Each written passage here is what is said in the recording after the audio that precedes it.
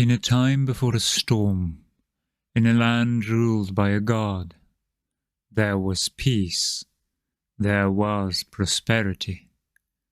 But time was unkind. A storm raged over the lands and swallowed it whole. The world was lost to time. Now there is only sand and ash, the old god, long forgotten. But in a desolate place, there remains a mark of the old god, a mark of hope. The world as our heroes knew it is no more. The skies have turned permanently dark with black clouds and storms of ash. Cinders in the air and large swaths of the lands are scorched, and their fauna petrified. Creatures no longer seem to die, and their souls are trapped in between the living and the dead. Regular strange storms and the overflowing presence of the undead make travel dangerous and survival hard.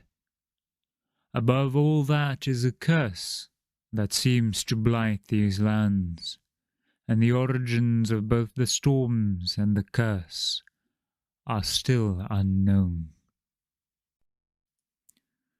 Welcome, honored guest. I see you have made yourself comfortable. I have the great honor to be the first to welcome you into our world. A world with over 10,000 years of written history, with ancient magic and great mysteries. A world where the moons are two and the gods are plenty. A world with dangers and opportunities, but not always in equal measure. A world of the mind of the Creator, where his children roam and our heroes have to survive, or perhaps even thrive. As we will all follow their journey together, let's have them introduce themselves. Megovanen, wel met. I am Egerwijn Emdir, proud inheritor of the most ancient bloodlines of this land. I believe that within the blood of my kin, the elves, lies the divine spark that birthed the gods. Over the past decades I have pursued these secrets, practicing alchemy and bloodcraft even when that meant exile. I long to return to my tribe that populate the grasslands of Aetherion, and with my findings unlock the true potential of elfenkind.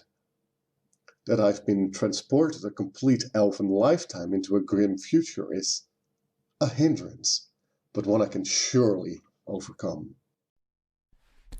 Braggy is the happy-peppy airhead hippo of the group. As far as Braggy knows, he was born in this world, and thus he sees this as his home. His family told Braggy that they originally came from a place called the Lonely Plains, and that they got pulled into this world thanks to a great war. His fellow hippos wanted to go back home, so they trained to become strong and be safe on their journey back home. However, Braggy did not want to train. He often slacked off and would rather sing songs, make music, or tell stories he heard or made up on the spot. One day, Braggy got sent out to look for food and water, and thus he kept walking and walking until he stumbled and came across the rest of the group. Hi, my name is Moloko. I'm an Arakocra ranger. I remember I was at a party when life as I knew it was hindered by this weird feeling I got. And then I woke up with 3 other strangers in a place that I couldn't recognize. I had to think fast. What to do? Who are these strangers? Why am I here? This land doesn't look kind, but hey, life isn't kind, right? Let's try and make the best of a shitty situation. Oh well, just another notch on my belt of adventures. Let's see where this takes me. Hi, my name is Baron Stoneface. Sorry, was Baron Stoneface. It's Riz.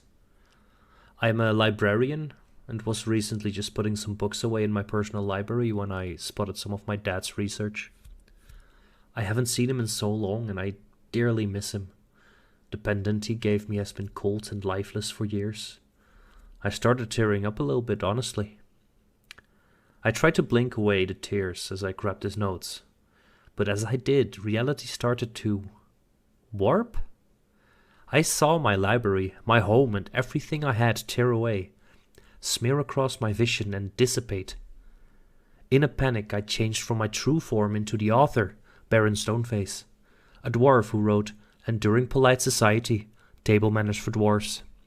It's a great read, honestly. I woke up in a crater in a different world, with 3 kind strangers. My pendant was warm to the touch. What in Ayun's name is going on? In a time before a storm, in a land ruled by a god, there was peace, there was prosperity. But time was unkind. A storm raged over the lands and swallowed it whole. The world was lost to time. Now there is only sand and ash, the old god, long forgotten. But in a desolate place, there remains a mark of the old god, a mark of hope. The world as our heroes knew it is no more. The skies have turned permanently dark with black clouds and storms of ash. Cinders in the air and large swaths of the lands are scorched, and their fauna petrified. Creatures no longer seem to die, and their souls are trapped in between the living and the dead. Regular strange storms and the overflowing presence of the undead make travel dangerous and survival hard. Above all that is a curse that seems to blight these lands, and the origins of both the storms and the curse are still unknown. Welcome, honored guest. I see you have made yourself comfortable. I have the great honor to be the first to welcome you into our world. A world with over 10,000 years of written history, with ancient magic and great mysteries. A world where the moons are 2 and the gods are plenty. A world with dangers and opportunities, but not always in equal measure. A world of the mind of the Creator, where his children roam and our heroes have to survive, or perhaps even thrive. As we will all follow their journey together, let's have them introduce themselves. Megovanen, wel met. I am Egerwijn Emdir, proud inheritor of the most ancient bloodlines of this land. I believe that within the blood of my kin, the elves, lies the divine spark that birthed the gods. Over the past decades I have pursued these secrets, practicing alchemy and bloodcraft even when that meant exile. I long to return to my tribe that populate the grasslands of Aetherion, and with my findings unlock the true potential of elfenkind. That I've been transported a complete elven lifetime into a grim future is a hindrance, but one I can surely overcome. Reggie is the happy-peppy airhead hippo of the group. As far as Reggie knows, he was born in this world, and thus he sees this as his home. His family told Braggy that they originally came from a place called the Lonely Plains, and that they got pulled into this world thanks to a great war. His fellow hippos wanted to go back home, so they trained to become strong and be safe on their journey back home. However, Braggy did not want to train. He often slacked off and would rather sing songs, make music, or tell stories he heard or made up on the spot. One day, Waggy got sent out to look for food and water, and thus he kept walking and walking until he stumbled and came across the rest of the group. Hi, my name is Moloko. I'm an Arakakra ranger. I remember I was at a party when life as I knew it was hindered by this weird feeling I got. And then I woke up with 3 other strangers in a place that I couldn't recognize. I had to think fast. What to do? Who are these strangers? Why am I here?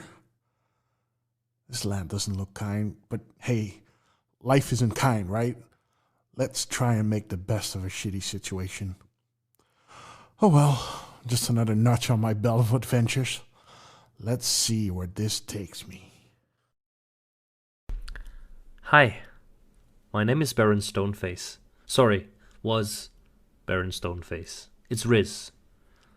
I'm a librarian and was recently just putting some books away in my personal library when I spotted some of my dad's research. I haven't seen him in so long and I dearly miss him. The pendant he gave me has been cold and lifeless for years. I started tearing up a little bit, honestly. I tried to blink away the tears as I grabbed his notes, but as I did, reality started to warp? I saw my library, my home, and everything I had tear away, smear across my vision and dissipate. In a panic, I changed from my true form into the author, Baron Stoneface, a dwarf who wrote Enduring Polite Society, Table Manners for Dwarves. It's a great read, honestly. I woke up in a crater in a different world, with 3 kind strangers. My pendant was warm to the touch. What in Ayun's name is going on?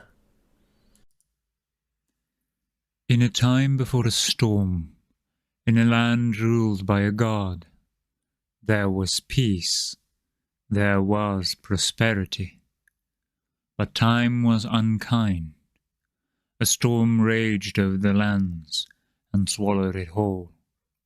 The world was lost to time.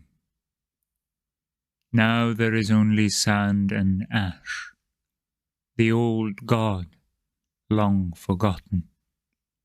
But in a desolate place, there remains a mark of the old god, a mark of hope. The world as our heroes knew it is no more. The skies have turned permanently dark with black clouds and storms of ash. Cinders in the air and large swaths of the lands are scorched, and their fauna petrified.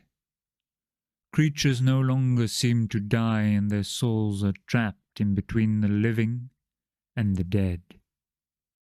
Regular strange storms and the overflowing presence of the undead make travel dangerous and survival hard.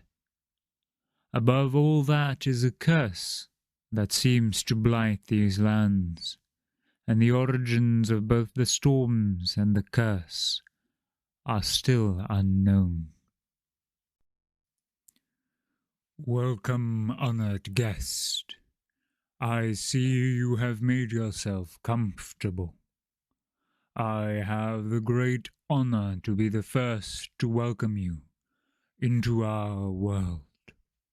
A world with over 10,000 years of written history, with ancient magic and great mysteries. A world where the moons are 2 and the gods are plenty. A world with dangers and opportunities, but not always in equal measure. A world of the mind of the Creator, where his children roam and our heroes have to survive, or perhaps even thrive. As we will all follow their journey together, let's have them introduce themselves. Megovanen, Welmet. I am Egerwijn Emdir, proud inheritor of the most ancient bloodlines of this land. I believe that within the blood of my kin, the elves, lies the divine spark that birthed the gods. Over the past decades, I have pursued these secrets, practicing alchemy and bloodcraft even when that meant exile. I long to return to my tribe that populate the grasslands of Aetherion, and with my findings unlock the true potential of elfenkind. That I've been transported a complete elven lifetime into a grim future is a hindrance, but one I can surely overcome. Reggie is the happy-peppy airhead hippo of the group. As far as Reggie knows, he was born in this world, and thus he sees this as his home. His family told Braggy that they originally came from a place called the Lonely Plains, and that they got pulled into this world thanks to a great war. His fellow hippos wanted to go back home, so they trained to become strong and be safe on their journey back home. However, Braggy did not want to train. He often slugged off and would rather sing songs, make music, or tell stories he heard or made up on the spot. One day, Braggy got sent out to look for food and water, and thus he kept walking and walking until he stumbled and came across the rest of the group. Hi, my name is Moloko. I'm an Arakakra ranger. I remember I was at a party when life as I knew it was hindered by this weird feeling I got. And then I woke up with 3 other strangers in a place that I couldn't recognize. I had to think fast. What to do? Who are these strangers? Why am I here? This land doesn't look kind, but hey, life isn't kind, right? Let's try and make the best of a shitty situation. Oh well, just another notch on my belt of adventures. Let's see where this takes me. Hi, my name is Baron Stoneface. Sorry, was Baron Stoneface. It's Riz. I'm a librarian and was recently just putting some books away in my personal library when I spotted some of my dad's research. I haven't seen him in so long and I dearly miss him. The pendant he gave me has been cold and lifeless for years. I started tearing up a little bit, honestly. I tried to blink away the tears as I grabbed his notes, but as I did, reality started to warp? I saw my library, my home, and everything I had tear away, smear across my vision and dissipate.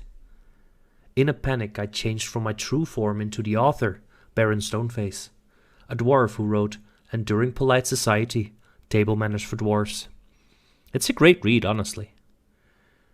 I woke up in a crater in a different world, with 3 kind strangers. My pendant was warm to the touch. What in Ayun's name is going on? In a time before a storm, in a land ruled by a god, there was peace, there was prosperity. But time was unkind. A storm raged over the lands and swallowed it whole. The world was lost to time. Now there is only sand and ash, the old god, long forgotten. But in a desolate place, there remains a mark of the old god, a mark of hope. The world as our heroes knew it is no more. The skies have turned permanently dark with black clouds and storms of ash. Cinders in the air and large swaths of the lands are scorched, and their fauna petrified. Creatures no longer seem to die, and their souls are trapped in between the living and the dead. Regular strange storms and the overflowing presence of the undead make travel dangerous and survival hard. Above all that is a curse that seems to blight these lands, and the origins of both the storms and the curse are still unknown. Welcome, honored guest. I see you have made yourself comfortable. I have the great honor to be the first to welcome you into our world. A world with over 10,000 years of written history, with ancient magic and great mysteries. A world where the moons are two and the gods are plenty. A world with dangers and opportunities, but not always in equal measure. A world of the mind of the Creator, where his children roam and our heroes have to survive, or perhaps even thrive. As we will all follow their journey together, let's have them introduce themselves. Megovanen, wel met. I am Egerwijn Emdir, proud inheritor of the most ancient bloodlines of this land. I believe that within the blood of my kin, the elves, lies the divine spark that birthed the gods. Over the past decades, I have pursued these secrets, practicing alchemy and bloodcraft, even when that meant exile. I long to return to my tribe that populate the grasslands of Aetherion, and with my findings unlock the true potential of elfenkind. That I've been transported a complete elven lifetime into a grim future is a hindrance, but one I can surely overcome. Waggy is the happy-peppy airhead hippo of the group. As far as Waggy knows, he was born in this world, and thus he sees this as his home. His family told Waggy that they originally came from a place called the Lonely Plains, and that they got pulled into this world thanks to a great war. His fellow hippos wanted to go back home, so they trained to become strong and be safe on their journey back home. However, Waggy did not want to train. He often slacked off and would rather sing songs, make music, or tell stories he heard or made up on the spot. One day, Waggy got sent out to look for food and water, and thus he kept walking and walking until he stumbled and came across the rest of the group. Hi, my name is Moloko. I'm an Arakakra ranger. I remember I was at a party when life as I knew it was hindered by this weird feeling I got. And then I woke up with 3 other strangers in a place that I couldn't recognize. I had to think fast. What to do? Who are these strangers? Why am I here? This land doesn't look kind, but hey, life isn't kind, right? Let's try and make the best of a shitty situation. Oh well, just another notch on my belt of adventures. Let's see where this takes me. Hi, my name is Baron Stoneface. Sorry, was Baron Stoneface. It's Riz. I'm a librarian and was recently just putting some books away in my personal library when I spotted some of my dad's research. I haven't seen him in so long and I dearly miss him. The pendant he gave me has been cold and lifeless for years. I started tearing up a little bit, honestly. I tried to blink away the tears as I grabbed his notes, but as I did, reality started to warp? I saw my library, my home, and everything I had tear away, smear across my vision and dissipate. In a panic, I changed from my true form into the author, Baron Stoneface, a dwarf who wrote Enduring Polite Society, Table Manners for Dwarves. It's a great read, honestly. I woke up in a crater in a different world, with 3 kind strangers. My pendant was warm to the touch. What in Ayun's name is going on? In a time before a storm, in a land ruled by a god, there was peace, there was prosperity. But time was unkind. A storm raged over the lands and swallowed it whole. The world was lost to time. Now there is only sand and ash, the old god, long forgotten. But in a desolate place, there remains a mark of the old god, a mark of hope. The world as our heroes knew it is no more. The skies have turned permanently dark with black clouds and storms of ash. Cinders in the air and large swaths of the lands are scorched, and their fauna petrified. Creatures no longer seem to die, and their souls are trapped in between the living and the dead. Regular strange storms and the overflowing presence of the undead make travel dangerous and survival hard. Above all that is a curse that seems to blight these lands, and the origins of both the storms and the curse are still unknown. Welcome, honored guest. I see you have made yourself comfortable. I have the great honor to be the first to welcome you into our world.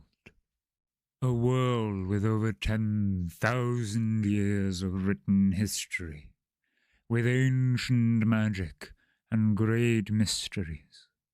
A world where the moons are two and the gods are plenty. A world with dangers and opportunities, but not always in equal measure. A world of the mind of the Creator, where his children roam and our heroes have to survive, or perhaps even thrive. As we will all follow their journey together, let's have them introduce themselves. Megovanen, welmet. I am Egerwijn Emdir, proud inheritor of the most ancient bloodlines of this land. I believe that within the blood of my kin, the elves, lies the divine spark that birthed the gods. Over the past decades I have pursued these secrets, practicing alchemy and bloodcraft even when that meant exile. I long to return to my tribe that populate the grasslands of Aetherion, and with my findings unlock the true potential of elfenkind. That I've been transported a complete elven lifetime into a grim future is a hindrance, but one I can surely overcome. Waggy is the happy-peppy airhead hippo of the group. As far as Waggy knows, he was born in this world, and thus he sees this as his home. His family told Waggy that they originally came from a place called the Lonely Plains, and that they got pulled into this world thanks to a great war. His fellow hippos wanted to go back home, so they trained to become strong and be safe on their journey back home. However, Waggy did not want to train. He often slacked off and would rather sing songs, make music, or tell stories he heard or made up on the spot. One day, Waggy got sent out to look for food and water, and thus he kept walking and walking until he stumbled and came across the rest of the group. Hi, my name is Moloko. I'm an Arakakra ranger. I remember I was at a party when life as I knew it was hindered by this weird feeling I got. And then I woke up with 3 other strangers in a place that I couldn't recognize. I had to think fast. What to do? Who are these strangers? Why am I here? This land doesn't look kind, but hey, life isn't kind, right? Let's try and make the best of a shitty situation. Oh well, just another notch on my belt of adventures. Let's see where this takes me. Hi, my name is Baron Stoneface. Sorry, was Baron Stoneface. It's Riz. I'm a librarian and was recently just putting some books away in my personal library when I spotted some of my dad's research. I haven't seen him in so long and I dearly miss him. The pendant he gave me has been cold and lifeless for years. I started tearing up a little bit, honestly. I tried to blink away the tears as I grabbed his notes, but as I did, reality started to warp? I saw my library, my home, and everything I had tear away, smear across my vision and dissipate. In a panic, I changed from my true form into the author, Baron Stoneface, a dwarf who wrote Enduring Polite Society, Table Manners for Dwarves. It's a great read, honestly. I woke up in a crater in a different world, with 3 kind strangers. My pendant was warm to the touch. What in Ayun's name is going on? In a time before a storm, in a land ruled by a god, there was peace, there was prosperity. But time was unkind. A storm raged over the lands and swallowed it whole. The world was lost to time. Now there is only sand and ash, the old god, long forgotten. But in a desolate place, there remains a mark of the old god, a mark of hope. The world as our heroes knew it is no more. The skies have turned permanently dark with black clouds and storms of ash. Cinders in the air and large swaths of the lands are scorched, and their fauna petrified. Creatures no longer seem to die, and their souls Balls. balls. Golf balls. Golf balls. Golf balls. Oh my god, he's wiping and playing at the same time. Basketballs. How wonderful. Okay. Weird start to this. Welcome. Hello. Well, as was made aware in the intro, Braggy, the hippo, is unavailable currently. Came back from a moment of vacation, respite. He's probably still drunk. Sorry, what? Yeah, exactly. He had to Totally drive a long wasted. time. Oh, wait, no, he drove today. Never mind. Yeah, You're completely right. wasted, crashed halfway through, probably dead. We don't know. Oh my god. He never Anyway. said when he came home. He never texted us that he was That's alive. true. He only wished us luck and fun. Apparently, we need it. This is a good start. Holy shit. We are doing a one shot with an important guest, one of our most avid watchers. The most avid watcher. Yeah, the one It's who true. has. The one who who's- watches. Yeah, the one who watches. We now have no Um, more watchers. Thank you. Exactly. We are. It's a bit of a rushed one shot. In my case, I didn't prepare too much, but I hope we're going to have fun. Oh, for sure. Let's go! I would say you all somewhat know each other. You know of each other. The village isn't too big.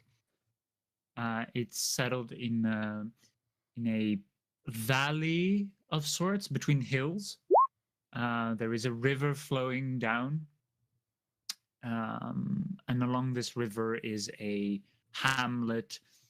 It's pretty tiny. There aren't too many people that live there, but the people that do live there are quite eccentric. It has long been left untouched, just to grow for itself. And you have all somewhat taken interest into a society that calls itself the Take, which maintains a sort of defensive position against any monster or beast or creature or weird thing from the forest around, which is very well known to be both cursed and ridden and riddled with many strange creatures. But to become full-fledged members, you must prove yourselves.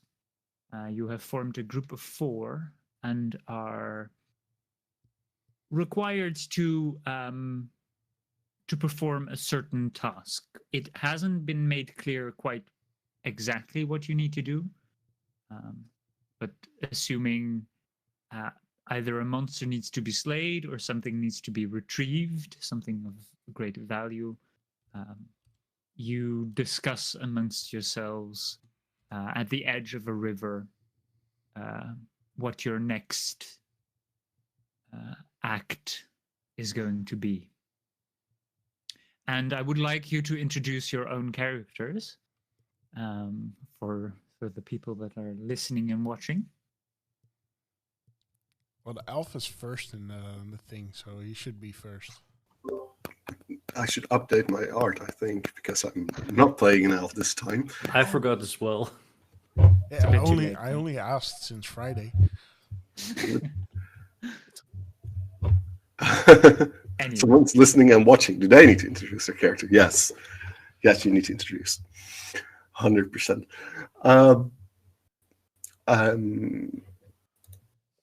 This character is easily seen because he towers at almost 7 foot tall.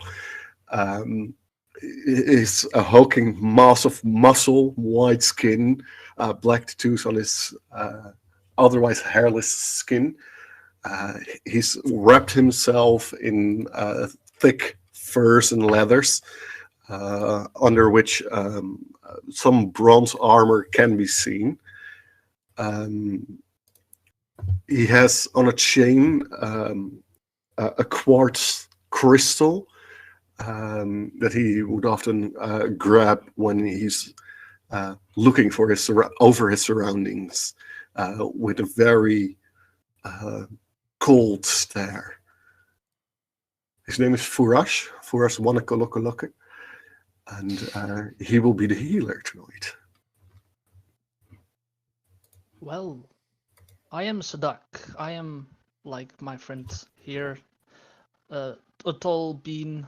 I have 2 daggers on my side, and sometimes I have a little problem with the moon. And I will be the rogue of this party tonight. Hello, my name is Claude. I'm a bard.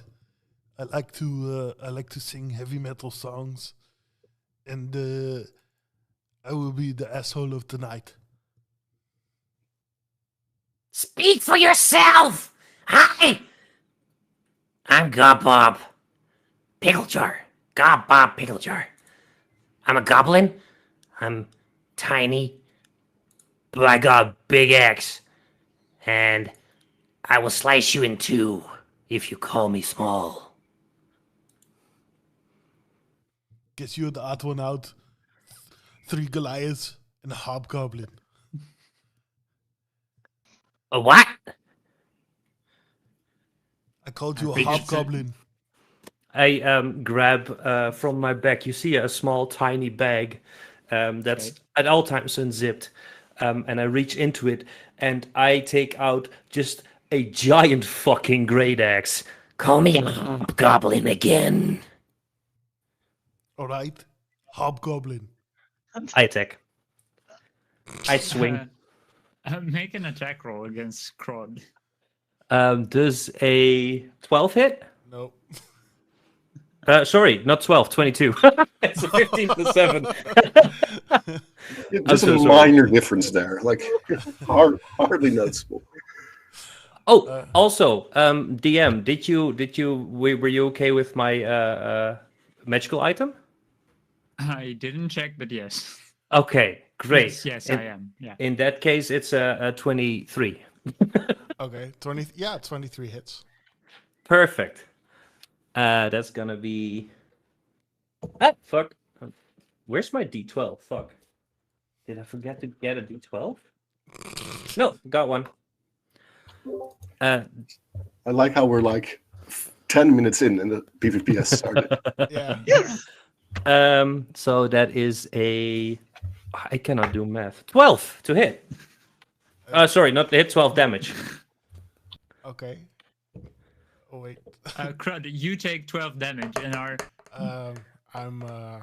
Or do you cutting words? No, at I all? stone endurance and I take 1 damage. Okay. So now I need to rest again. Well, this goblin is always spicy. Yeah. Like, You are you all, okay? you all know the goblin to be a bit of a lawless creature. Like a slight Exiled at one point from his own village somewhere within the woods. He came here and has just started I was too terrorizing the town. I was too much for the goblin village that I was born in. Well, I can understand. Why? You must learn tribe important. This not too very bad. But Just that looks was a up at you shitty with move. really Good thing big I have eyes. this. That was a shitty move. Good thing I have this stone endurance thing. Otherwise, I would have had to, retaliate. Okay. Please So be don't do civil. it again. Oh, we're not fighting? Why would I fight you? We He are kind together. of like has a sad, gets a sad little frown on his face and slowly puts the axe back in his bag. Okay. I forgot to do my HP. Fuck. I still need to roll my HP. I was like, this is very low HP for a barbarian. Oh wait, it's the minimum. At level 5. Yeah. Okay. You you all roughly know that you're most likely to get a pass if you bring back evidence of having slayed a significantly dangerous creature to the surroundings. But there may be other ways to get into this organization. You might have different reasons, but one very likely reason is it pays quite well, as whatever you harvest will be sold to the big city where they might require any material, regardless of how well it had been hunted.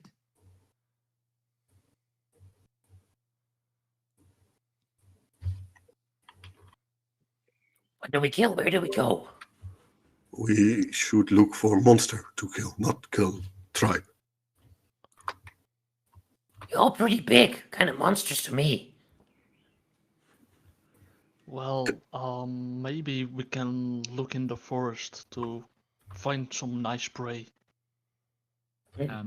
All of you would also probably know that there is a hit list in the hunt for in the take for particular creatures that need to be hunted because of their territorial behavior or their they get too close to the village. You might also find some target there and leads, but you all roughly would know where certain type of monsters would reside if you needed to. Gobob being a dumbass, do you think I don't know how much my boss would also put work out like that, but is there a way to double play like the two parties and just take 2 contracts in one, do you think? Well, technically your objective was to get into the take, no matter the difficulty. Okay. Okay. Yeah. So currently your mission is to become part of the take. Got it.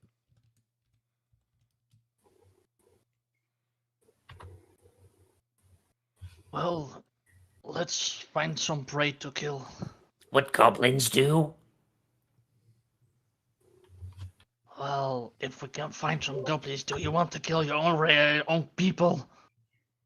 They're not my people. I'm my people. Well, that's true. You're too big for goblin. No, I'm goblin-sized goblin. Oh, But well, you're pretty big in my eyes. if we're like looking for things to kill, I know where I was born. There's plenty of goblins there. Maybe we should just go out and hunt. Okay. We've got the things right. We know what we need to kill. No, I don't. That's true. Then let's go out. Let's kill.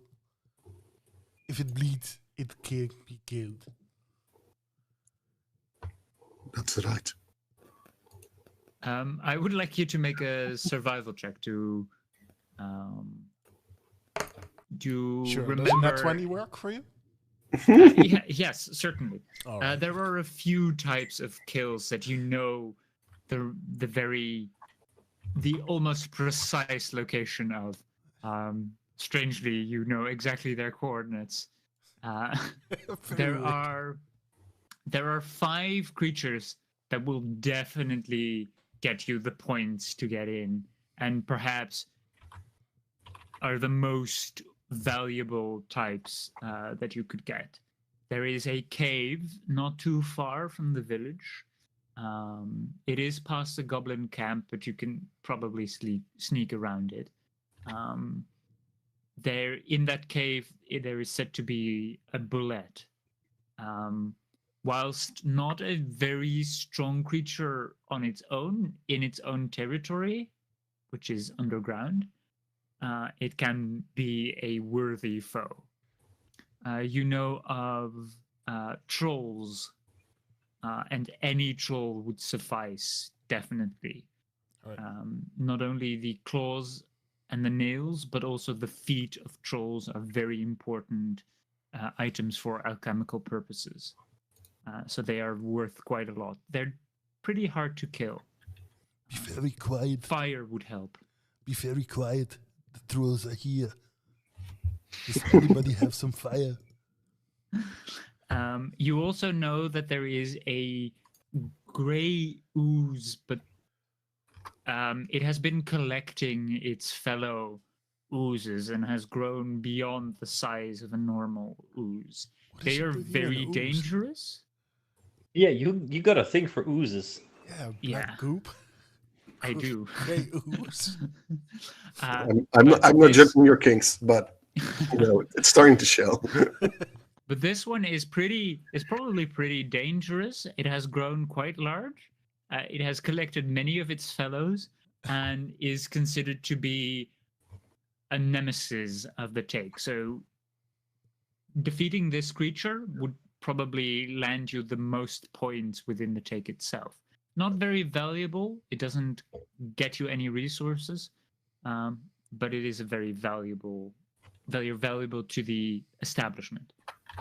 And there is a shambling mound somewhere within this forest.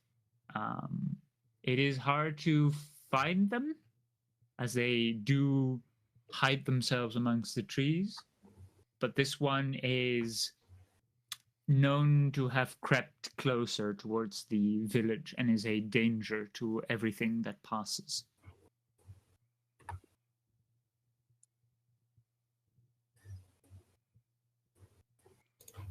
All right. Which one do you think will get more money? It's not about the money. It's all about the respect. We need to get in.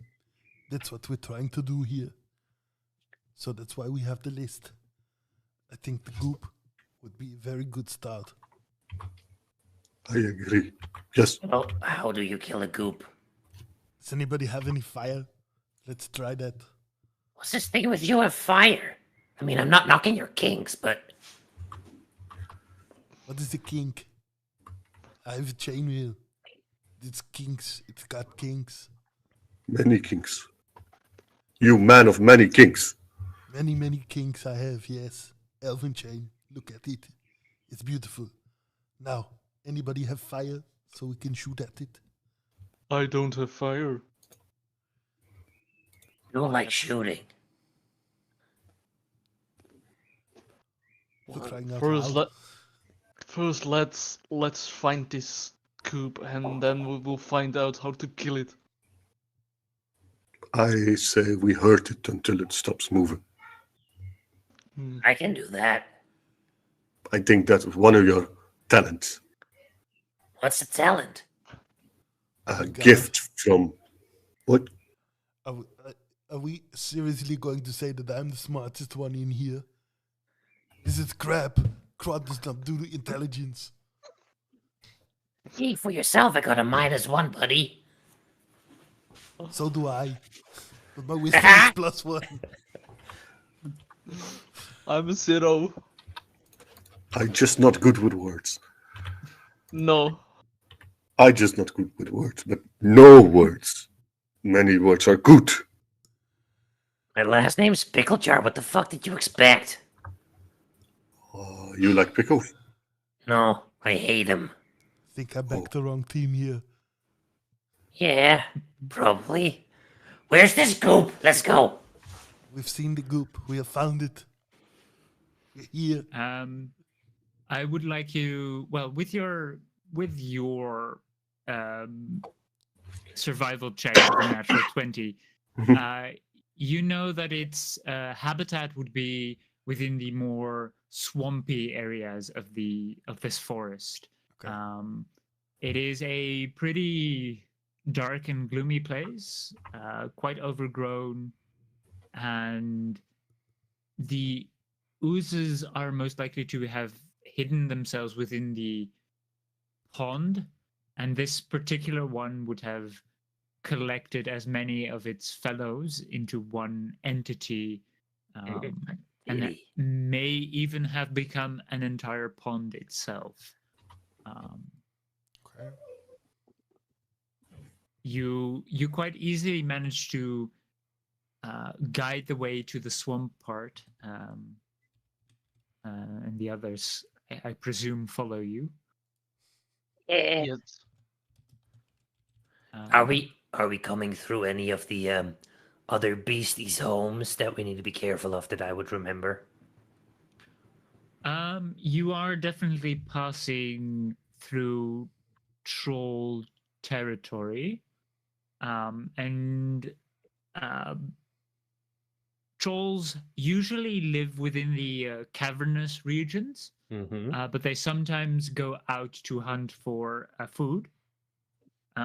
So you just have to be careful not to encounter them. When I recognize that I'm close to troll country, I would like to sniff for trolls. Okay, make a perception check for me. I would say with advantage because trolls are quite smelly. Oh, that's so good. That's a 3 and a 6. For a total of 7. Okay. You smell decaying flesh more than you smell troll specifically. There has definitely been a hunt, but you can't pinpoint where. Trolls have been scouring this part of the forest that you're currently passing through. Do you smell that? Of course I do. Someone's cooking food. If you describe this as food, Yes. I don't want to know what you eat. I'm sorry. No, it's good. Are you attempting to go stealthily through this troll territory, or are you going just as the crow flies as fast as possible to the goop? Let's try stealthy first. I will copy whatever they are doing. So if most of them are stealthing, I will stealth too. I'm a 19. Okay. I would like those who want to stealth to roll a stealth check. Come on, 21. What's the rest doing? I'm going stealth. I don't want to fight these trolls now. Just not Okay. yet. 18. Okay. There's only one left. Come on, you can do this. He's so stealthy that we don't even hear him in VC. Yeah. It's incredible. Like 99% certain that his kid was like, "You're not playing now."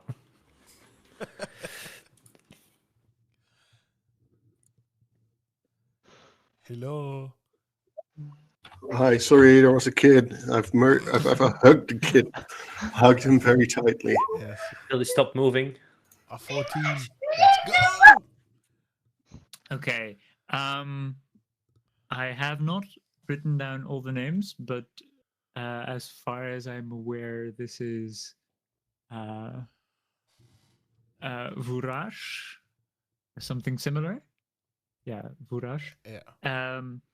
Vurash trailed back a bit, distracted by some things, and suddenly all of you hear meat, fresh meat. Um,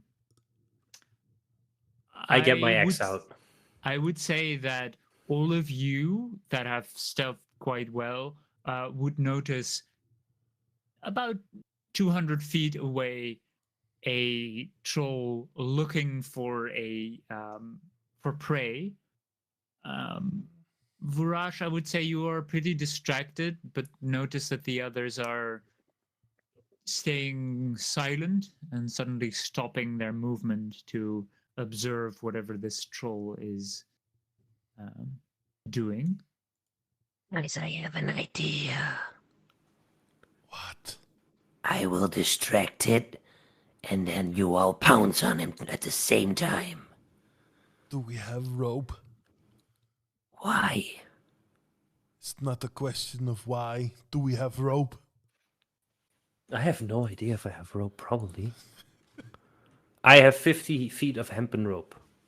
Good. I give you 50 feet of my hempen rope from my backpack. I will tie rope between two trees very tightly. Okay. At the same time, as he is doing that, I'm trailing off to the left side, unless the right side is more stealthy. X out. It's pretty much the same. Okay. The same Trying to stealth. keep in the undergrowth, keeping low, full, like prowling, like Murder. Okay. And I look in their general direction for any sort of signal as soon as I'm, let's say, ooh, that's pretty close. I want to be in melee range in the sense that I can get up to him in one round, so 40 feet for me. Okay. Would that be doable? I'm trying it anyway, but yeah. You think with your intelligence that would be definitely a good idea. Yeah, I'm trying to keep get it at that. Like, if they are like on one spot, I'm gonna try and attack from 90 degrees from their spot.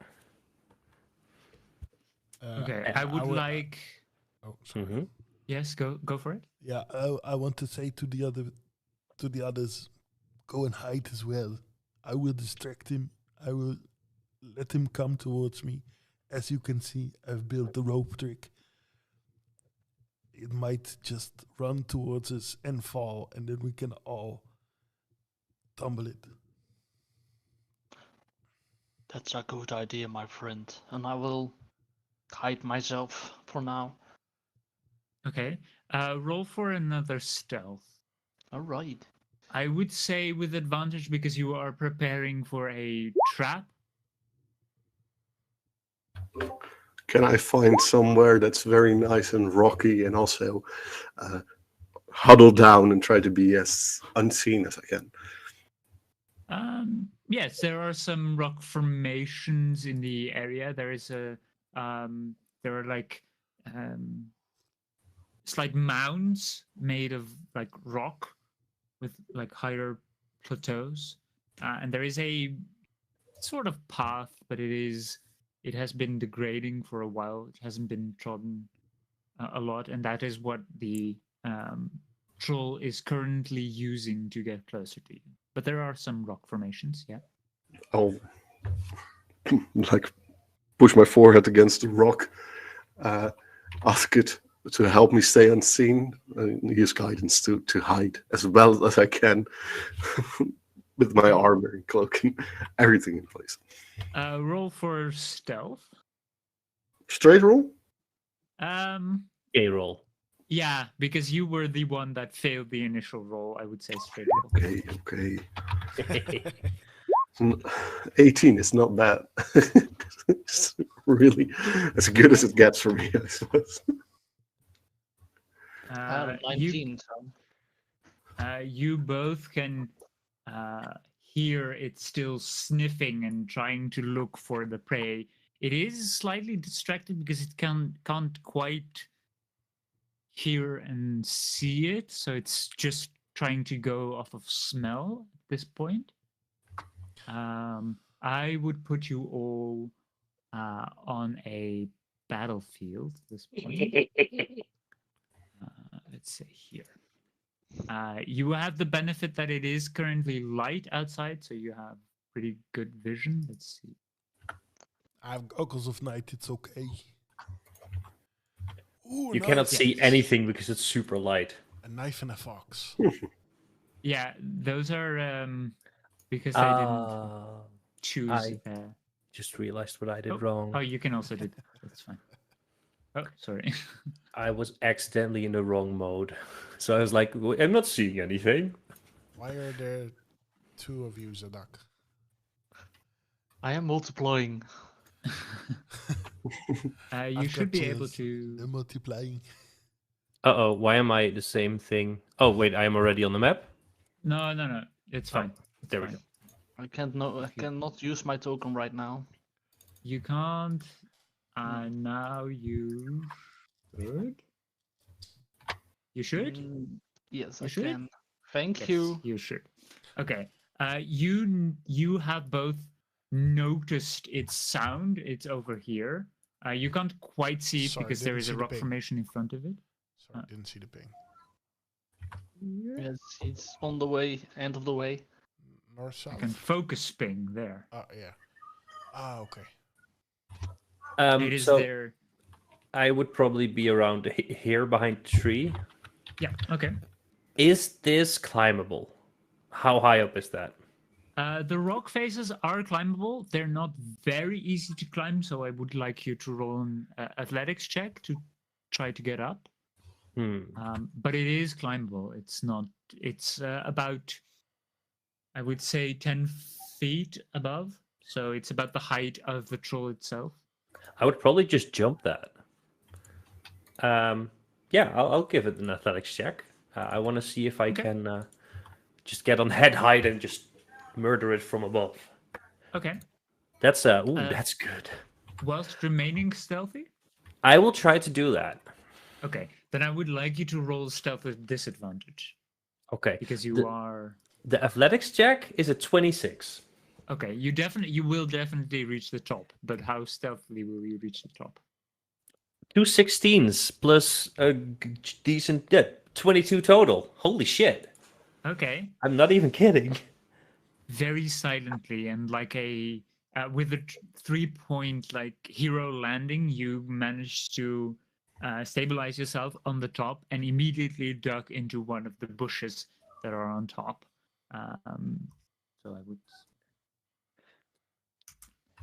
So I would say you managed to get like here inside a bush. And you can see it because its head is like the only thing that is sticking out above this like. You mean its target?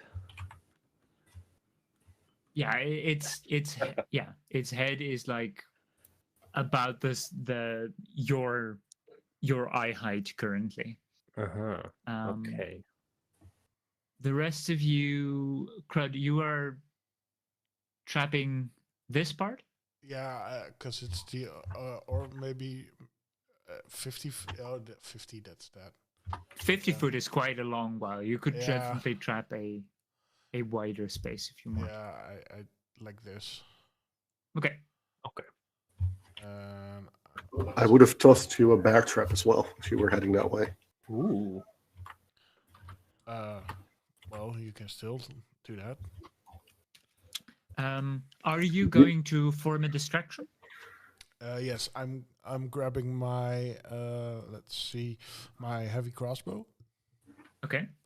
It is. I would say in the time that it has taken you to do that, it has moved a little bit. Yeah, that's fine. I'm just standing here. Hey, are you looking for me? I hear you looking for food, fresh food. Come here. As soon as it tries to run towards Crud, I will rage and jump on him, two-handed X attack from up, like from above. Okay. I would say after hearing that, it would definitely dash towards Crud. So Okay. that would be a And I would shoot at him with my crossbow. okay. I would say let's do the crossbow first because you're probably the first one to react. Oh, net war. But it's a surprise, so advantage?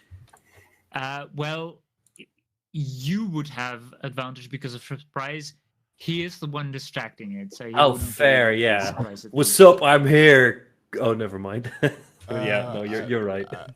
I rolled an 8, so I'm guessing that's not gonna hit. No, sadly that does not hit, but you do manage to briefly distract it with its with the bolt, which definitely gives you advantage. I sorry, I just Goblin. in my Bob Bob. There we go. Gobob. Bob. Bob the Goblin, basically. So I just imagined you with a natural one just shooting me straight out of the sky while I try to attack. Oh, it's an 8. No, it was a natural one, right? I'm not sure because the hit DC is +1. You rolled a 7 + 1. Oh, never mind then. I get an attack with advantage, you said? You gain an attack with advantage. It is currently focused on Grud, who tried to shoot at it and missed, but it is definitely only realizing that must be the one it's targeting. So you remember those great rolls I had before? No. I just rolled a 2 and a 4. Let's go. But let's see. That is still a 12 to hit. You jump on its back, but its hide is too thick for your axe to immediately go through. You didn't hit it quite well. I would say you are still on its back. I would like you to make an athletics check to maintain, or you will fall off from it. I'm gonna attempt to fuck. What's his name again? Ratatouille, the troll towards the rope. Okay. Oh, I don't know why I just rolled with advantage. Sorry. Just a straight up athletics check, right? Yeah, straight up athletics check to try to hold on to it and to potentially steer it anywhere. You're raging, so you. Oh, you're right. I rolled a natural 1. Thank you for that. Okay, that's much better. That's a 23. Okay, you definitely managed to hold on. You are currently a small goblin riding a large troll. You are on its head and you are just twisting its head, and it is confused, but it is still going for the one that taunted it. Fuck you, big goblin! I would say I would like everyone to roll initiative, and it with you would manage to run towards the rope. I will have it make a save to see if That's okay. It definitely does not save against the rope. It is prone, and you are currently like on its head, prone, while still there. Yeah, I would say you managed to hold onto it, and you are currently slightly on the back of its head. First net one, boys. Let's go. I already had one as well, but I had advantage, thankfully. Yeah, I don't have advantage on this, so It's only initiative. It's fine. Yeah, that's true. Ooh, what's your dex? I was gonna say Eggerwayne. That's not right. Furash. It is Furash. My dex is a -1. Hey, I'm first. Okay, so it is Crud. Crud. Then me. Then Robbie. Then Furash. Yeah. Rush. then Okay, me. and then it is technically the troll, and then So that, I am last. The- Alright. yeah, the troll rolled a 6. It doesn't Nice. really matter if you know. Okay.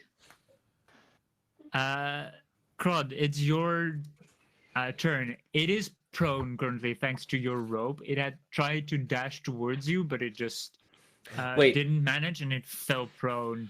Which means, after. do I need to make another athletics or acrobatics check? No, because of your quite successful acrobatics check before, I would say that Oh. you have managed to like hold on to its neck, and you're currently on the back of its head, because its head is about the same size as you, probably. I think the head would be a little bit bigger.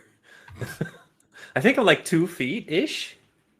Yeah, it's a tall creature. It's not a huge creature, so I would say you're about the size of its head. It's Oh, sorry, almost even. I'm about 3 something. So I'm okay. Yeah. It's in total about 12, so I would say 3 is approximately its head. all right. Yeah. So I drop my heavy crossbow and I draw my Okay. long sword. Okay. I try to stab it two-handedly. Okay. I think you move 5 foot forward. If to it's get into prone, reach? if it's prone, then it must be in my vicinity or not. It's quite Yeah, large, isn't it? Yeah. Technically, it's 12 feet tall, but it's still a 10 by 10 foot, even if it's prone. Ah, okay. So you would Uh, have to move 5 foot I'll slightly move closer. there. Okay. If I move there, You would have advantage on it because it is prone. Yes. Your trap did manage to work because it rolled a Jesus. 2. Nice. Okay. That definitely hits. Yeah. All right. Then let's throw for damage. Wow. Max damage. Damn. Very nice. But half probably. How wonderful. No, it does not have resistance to damage. Oh, really? Okay. No, it does not. You cut like a piece of its shoulder, and you cut a very big groove into it, an overhand swing, and it is clearly hurt. And it's like, "Urgh. Food fight back. No." And I go to the hobbob. I go, here, show me your leadership capabilities. And he now has a bardic inspiration. Very well. Oh. The traditional inspiration Yes. of Crud. I love it. And he It is- tries to chop off the neck. It is Gobob's turn, so I would So- say you have advantage because it is prone and it's right underneath you. I am confused. Confucius. Remember the last time I rolled with advantage, I got no, not the last time, the time before that. I got a 4 and a 2. You're Yeah. never gonna guess what I just rolled. A 4 and a A 2. 4 and a 2. Yeah. So does a 12 hit? Sadly, a bloody 12 odds of still that? does not hit. You hit its most thickest part of its hide, its natural armor, and your axe just rebounces off it as if it's like a rubbery substance. I You do have not another manage to attack. Cut through it. Go for your next attack. That's better. Oh, I'm so sad that I don't have the critical hit thingy yet for a 19. Because I rolled a 19, a total of 27. That definitely hits. Yeah. I will also pump a Fury of the Small into that. So that's Okay. Yeah. plus 3 damage. And where's my D12 again? What the fuck? Oh, I'll just use this one. Okay. Nice. That's a 1 on the D12. 6 and 9. Plus 2 for rage. So that's 11 damage. That's the least amount of damage if I use Fear of the Small. Okay.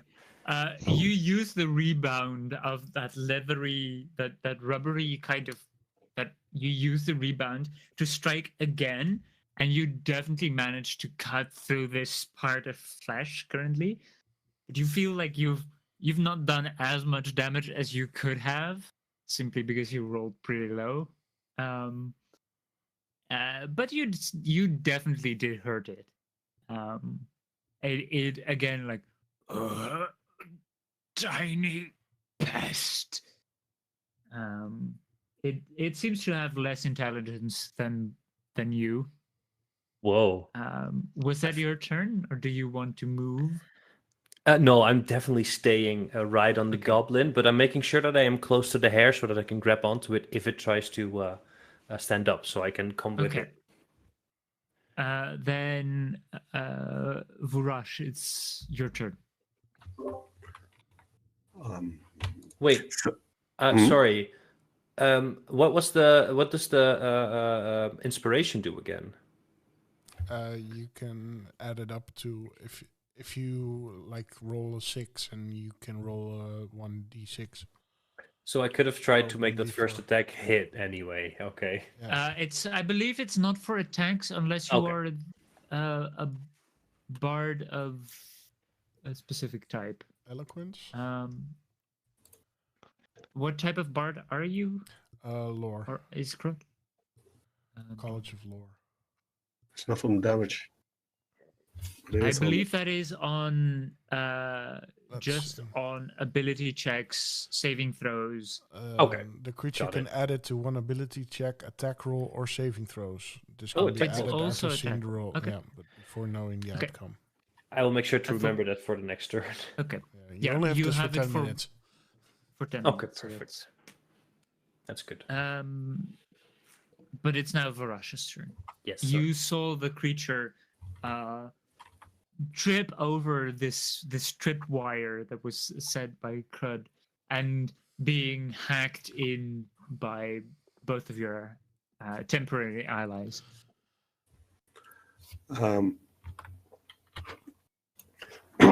I'm not gonna pull any punches here, and I'm just gonna, like my hand's still on the stone, turn my gaze that direction, mutter something under my breath, and just be surrounded in this like 15-foot round circle of aurora light as I cast Spirit Guardians on myself. Okay. And I'm just gonna saunter up to the fellow. Okay, I will make an aura for you, 15 foot, just so that we know where it is. Okay. You should be able to see an aura around you now. Nope. Yellow circle. Oh, yellow. A big old yellow circle. Do you all see it, or I don't see it? I see it. I don't know if you can. No, I can see it. Oh. I can see Wrong it. layer? Oh. Oh. It's the kind of aura that's only visible to you. Haha, worthy people. I'll kind of stand up right next to it. And I start brandishing my spear, readying my shield. Okay. Remind me quickly, is it if a creature starts its turn or when it enters the aura? Both. Or both? Yeah. When the creature enters the area for the first time on a turn or starts its turn there. Okay, so it hasn't entered, so on the beginning of its turn, it will take the damage. The area has entered him. Yes. That's stinky. Do you take a bonus action? Nope. Okay. Then it is its turn, which means this is the start of its turn, so it will... It is a wisdom saving throw, you said? It is DC of 15. You're not going to believe this, but that's a natural 20. We're still going to take 8 damage. So for a total of 19. God damn it. 8 damage? Yeah. Very good. You see it. What type of guardians are this? What did you describe them as? Like northern lights, just Okay. whirling around me. Like the northern lights, these glows are passing through it and are slashing at it, and you see this radiant light like bursting from the wounds that it causes. But you see those wounds slowly heal again, as if something of its nature is just regenerating whatever, at least a certain amount of wounds that it has taken. It is definitely still hurt, but it's not as hurt as you would have liked it to be. It uses half its movement to get up. It is probably going to claw at the creature that is currently on top of it, wildly swinging at it. Does a 14 hit? Ooh, meets it, beats it. Yep. Okay. That is cutting words. Okay. Screw your ugly, ugly, ugly troll face. Your mother was a hamster and your father smelled of elderberries. I should know. I don't even know my father. But I know your mom. Ooh. But that definitely misses because you can't roll lower than a 1. Wait. -4. Okay. So that misses. It will try again with its second attack, swiping wildly again at its back, trying to claw whatever is on it, off it. That is a total of 22. Damn it. It's Should've it's used it earlier. fine. That is a total of 8 slashing damage as it claws at your arms and just its weird long nails scratch through your through any armor that you might have and into your skin. 0 armor, but he takes it just full on the head, and he's just like, Hit me again. and he's raging. So that's like half Yeah. damage, right? Yeah, that's half damage, so that would be Perfect. 4. Perfect. And the troll is like, pest. That was its turn. It can't do more than that. No, wait. It will just use, because it doesn't really have a bonus action, it will just loudly shout, possibly like, possibly notifying any of its potential allies or other creatures in the neighborhood. You That was fool, its they're turn. already dead. Then it is Zadak's turn. Well, he will stand out of the line of the tree and he will shoot his psychic dagger at it. Okay. Technically, they are in because this is a sneak attack type of damage because you're a rogue, and they are in melee range with it, so you would have advantage on this. Right. That's me. Another one. I'm always in melee range right now. Yeah. So does a 23 hit? Yeah, it definitely hits. So you would do sneak attack damage for this. Yes. So a total of Jesus. 17 damage. When the Okay. sneak attack is more than the psychic damage. Him. Real quick calculating. Okay, yeah. Your spectral psychic blade just shoots at it, not leaving a wound, but you see it buckle as one of its ribs is probably like shattered from the damage that you just did, and it's like, what? Where? And it just looks at you, and you are definitely going to be a target. You've currently done the most damage to it. Yes. I will shout, "Did you like it?" And I will shot another one. Oh, damn. Okay, go for it. For the 21 to hit. Yeah, that definitely hits. For 21 damage. Technically, this wouldn't be sneak attack, so it's only the 8 only psychic one damage. Yeah, the 8 psychic damage, yes. Sneak attack only goes for the first. Yeah. You see yet again one of these like spectral, don't know quite, might be bluish. I don't Yeah, know. blue. Yeah. Blue blades just strike through it, and no wound is left, but it definitely fucked him up good time as he covers the stomach where it landed, and he's like, why is food fighting back? He is quite pissed. Do That's you weird. move? I will stay here. Okay. I would say, yeah, well, Crud, it's your turn. All right. If I step over here, do I have advantage? I would say yes, you would. All right. You would be flanking it currently, and it is Yes. it is distracted by literally all directions currently. I will attack it with my longsword again. Okay. Wow. Nice. That does hit, yeah. Then I roll for damage. 5 damage. Okay. How's he looking? He is looking pretty weathered, not quite on the end of its life yet.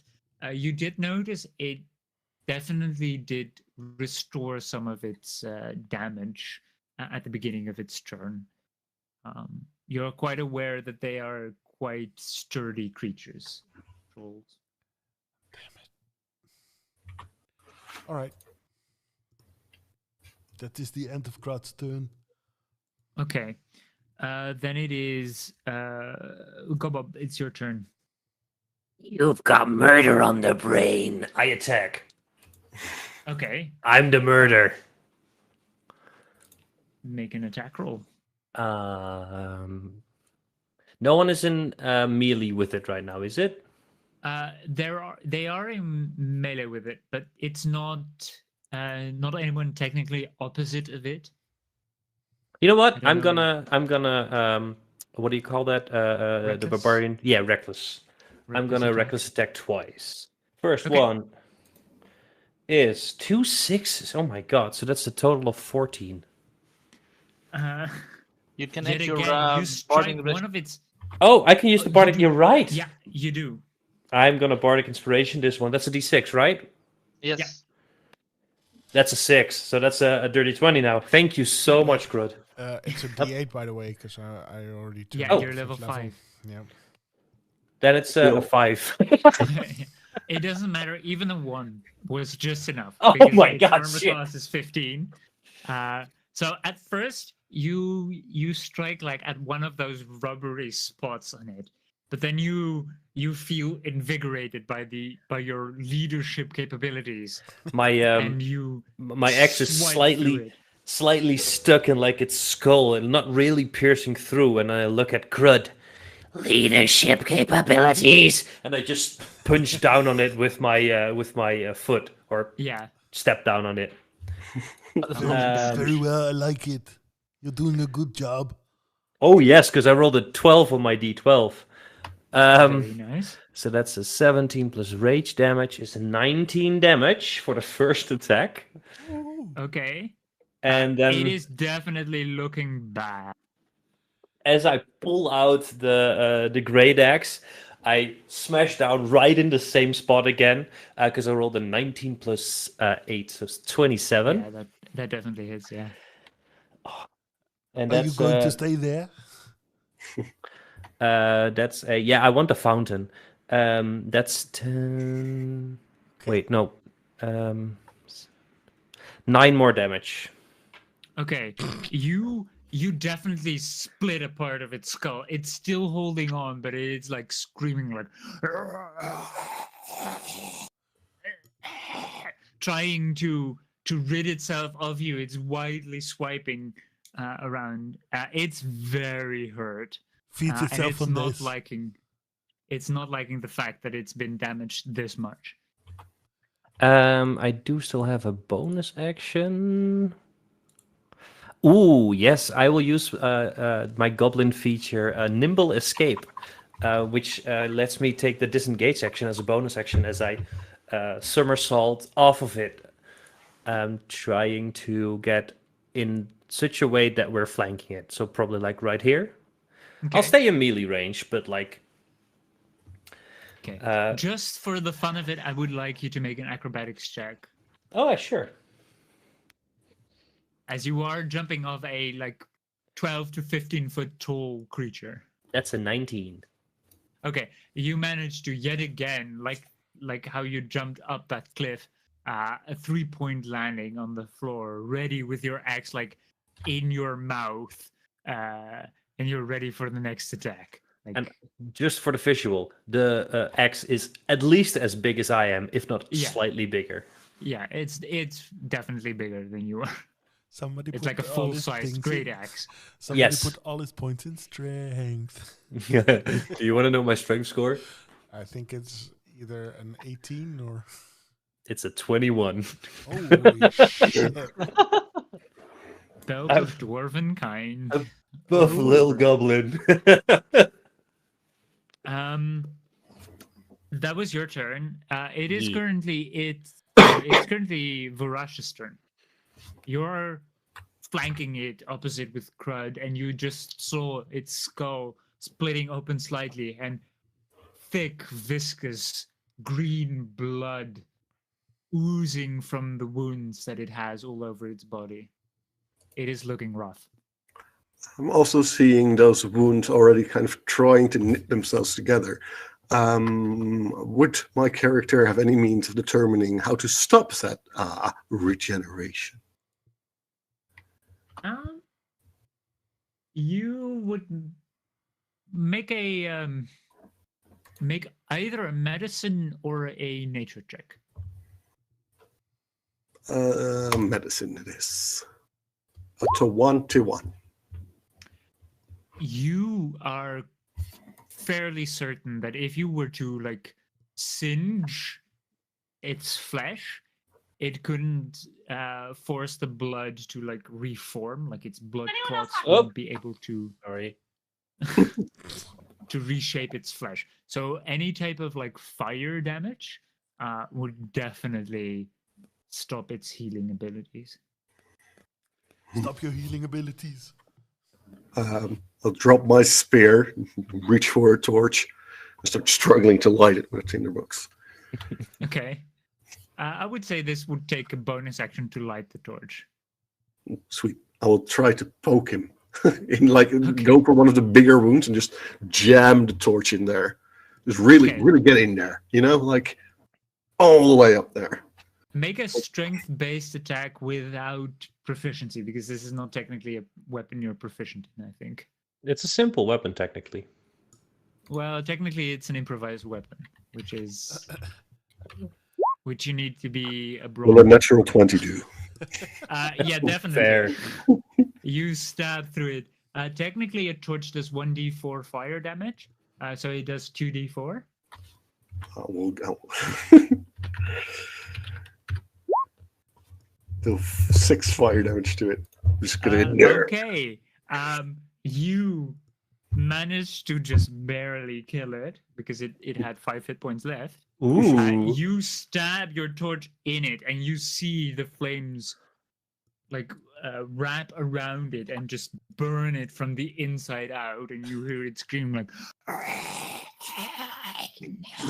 The spirit aura just descends fully onto it. Yeah, and the rest of your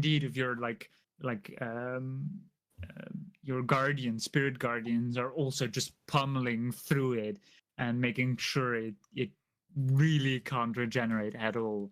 And a singed, scorched body is the only thing that's left, with a massive burned through hole in its abdomen where you struck it. You have managed to destroy a troll quite quickly. Krot That was so said cool. use fire. Krot, you smart. Yeah, no. I would say, who has the highest passive perception? 12. Good old 17. 16. I got you beat by 1 more. Okay. Yeah, Viraj, you definitely hear other large footsteps, at least 2 pairs of footsteps. Still quite a ways away, but definitely approaching after this very loud shouting of this troll. And considering you're in troll territory, it's most likely more trolls. Is I there think more trolls come. Is there anything on this troll that we could cut off as like maybe a finger or a hand as proof? Often ears are used for proof. They are very specific, but you can pretty much use any part as long as it is large enough to identify that it is an actual troll. Is this a female troll or a male troll? No. Don't go there. No. This is very clearly a male troll. You are probably the only one who directly beneath like its skirt type of protection. So you would definitely see a massive pair of troll bollocks. I will go for the left ball. Okay. How big is a ball, by the way? Is it as big as I am? It's probably as big as your head. Oh, Oh my Jesus God. Christ. What Why are we you going doing, into you the tiny specifics to- of troll? Yes. What are you doing, tiny goblin? We need proof. Call me Tiny again. I'll cut off your balls. And I just go to town on the ball. Okay. Not like that. Put it in the bag of holding. What's the bag of holding? Well, it's a bag and I I'm holding it. Ah, got it. I would say it's pretty easy to cut it off, as the troll is not trying to resist any of this. I would try to go for the penis as well. Okay, it is slightly charred, like it's charred around the edges. Just the way I like them. Yeah. But it's definitely still pretty obvious that it is a phallus of a large troll-like creature. All right, I'll cut Considering it off. its very green skin. Okay, I would say you succeed in cutting it off. It's not quite neatly cut off. You didn't mean for it to be quite as neat. No. But it's definitely evidence that you have managed to slay a troll. All right, put it in the bag of holding, and then we need to go. Let's get. Why? Let's go to the goop. Let's find a new, fresh target. I touch, as you say, let's go to the goop. I touch where the ball was. Okay. Thanks It for is sharing. pretty bloody. It's that very viscous green sludge that is coming out of its like ball sack of one of the, because you've removed one of the balls. Is the other one just right there for the picking? Yes, it's still attached by the. I cut it off. Can we say So we this can- is testicular manslaughter? So we could say we killed Yes. 2. It's quite obvious that one of that Goblin. it's like of a pair. Yeah. Goblin, you know everyone has 2 pairs, right? Immediately, like, check my pants. Like, I just look down the front of it. Oh, We need to go quickly now. With Yes, one ball let's go. under my arm, I start running. Put it in the Okay. bag of holding. Bloop. I would like the one who's leading this troop to make a survival check to try to evade the. Oh no! The first bad roll. You A 6. you do manage to keep at the same pace as the two trolls that have you now are aware of that it is definitely two trolls that are following you. Though you have not managed to outpace them, you are definitely still in front of them. They're not quite catching up, but they're definitely following your trace. It's very hard to be stealthy because if you're trying to slow down, they will definitely catch up to you. Are we going towards the goop? You are going towards definitely its territory, like the marshy, swampy area of the forest. All right. Can I pick up this goblin because we are a little bigger, so we can go faster? What is your movement speed? I have for 30 feet. Okay, I'm ahead of you. All right. 40. Because you're Okay. raging currently as well. Nope, unarmored movement. Oh yeah, that's right. I just get 40 feet of movement. That's true. Cool. That's true. Okay, then I did not saw anything. You are just chasing the goblin, trying to pick it Yeah. up, but it's Yes. still keeping in front of you. Aren't the trolls like looking at their dead body? Maybe they're gonna eat it. I would say they're not quite interested in the dead body. They're much more interested in the life potential killed it. food that killed it.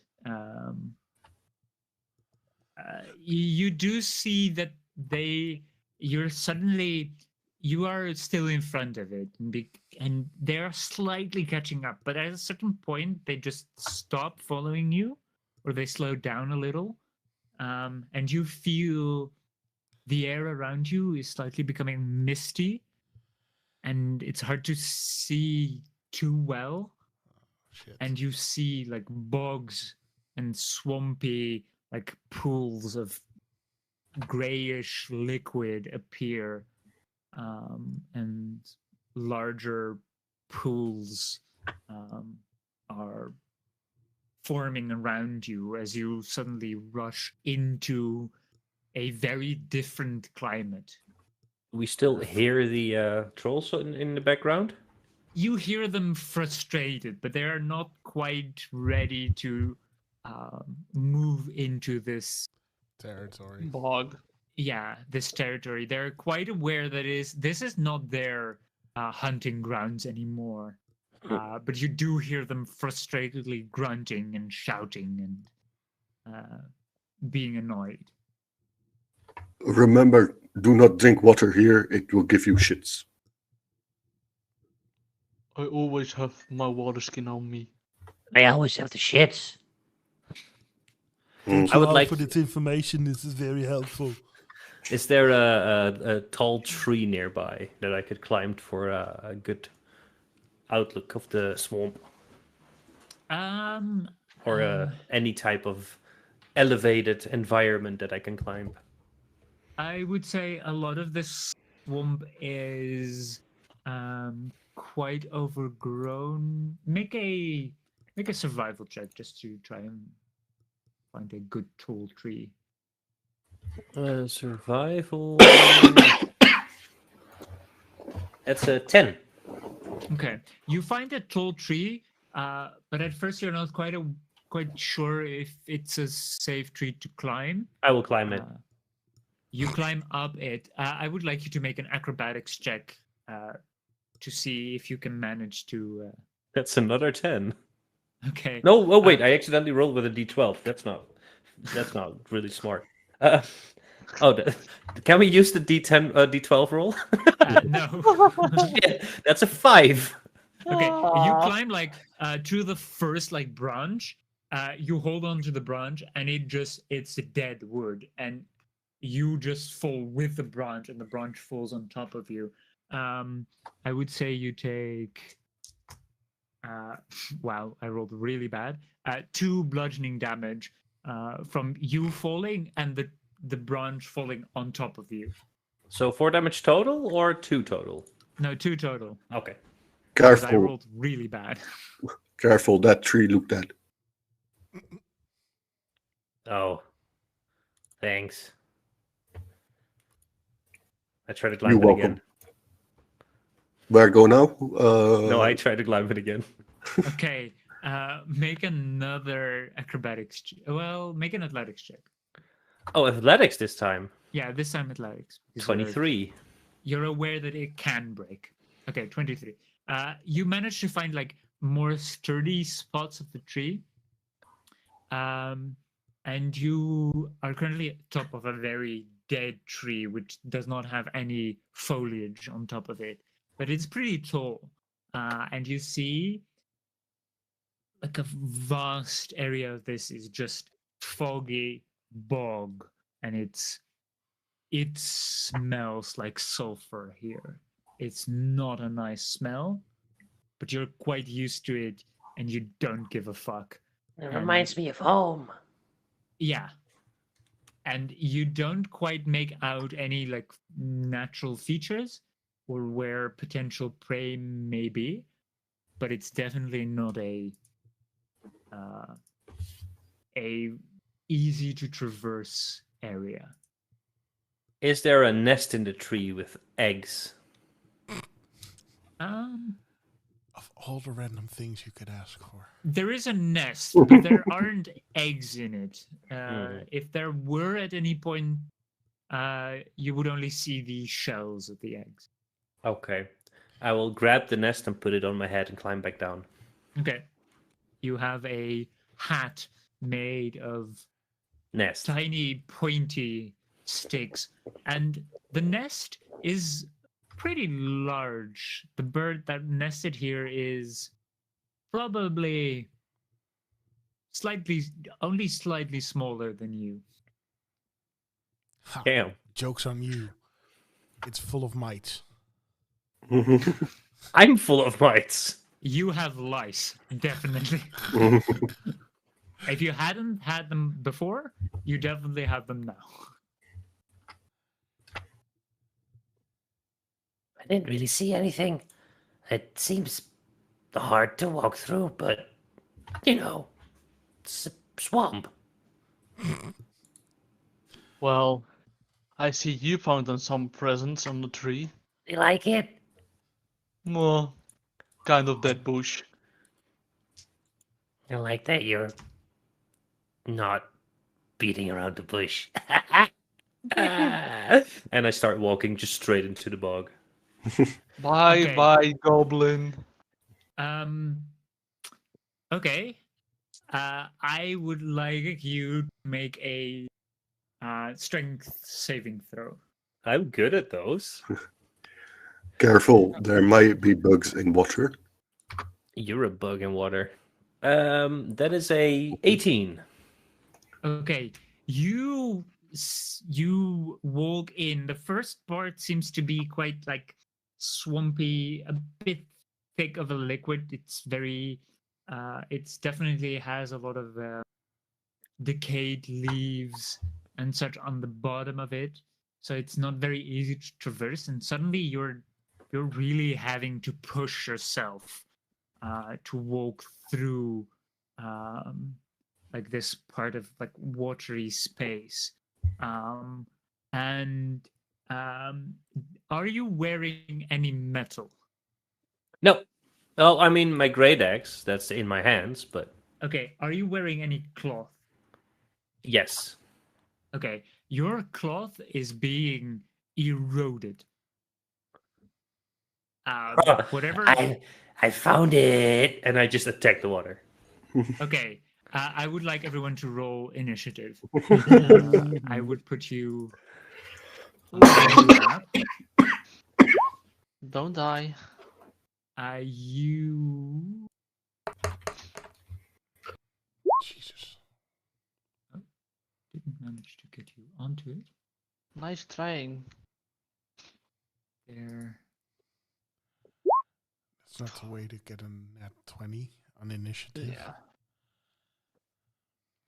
Damn crud.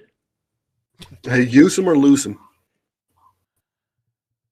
I guess I'm going to use him, but it should have been somewhere else. On an attack. Yeah. It can be incredibly handy to start first. You, I would say, make. I would say that Gobub can make one attempt at attack as like a type of surprise. Ooh. Ooh, that's good. That's a. Where is it? Jesus, 26 to hit. Can I Nice. shout, get the fuck out of there? I got him. No, You listen to definitely me. hit. Oh, and I rolled a 12 for my d12. Plus 5, 17 damage. Get the fuck out of there now. Okay. Let's see. I just need to check all the initiatives. Crud first. That's my max damage without raging. Holy fuck. Nice.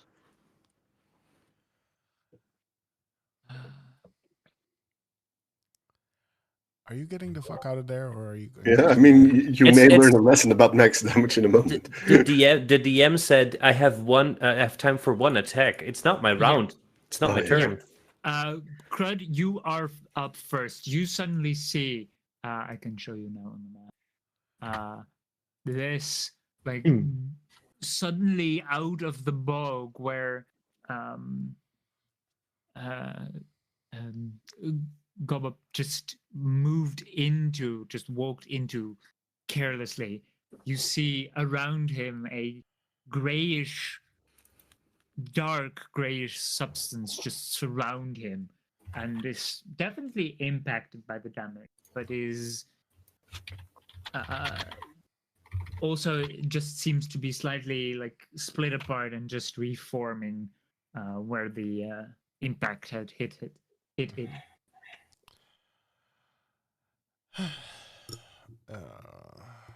Okay, if he's going to stay there, or is he allowed to move? It's currently your turn. Yeah.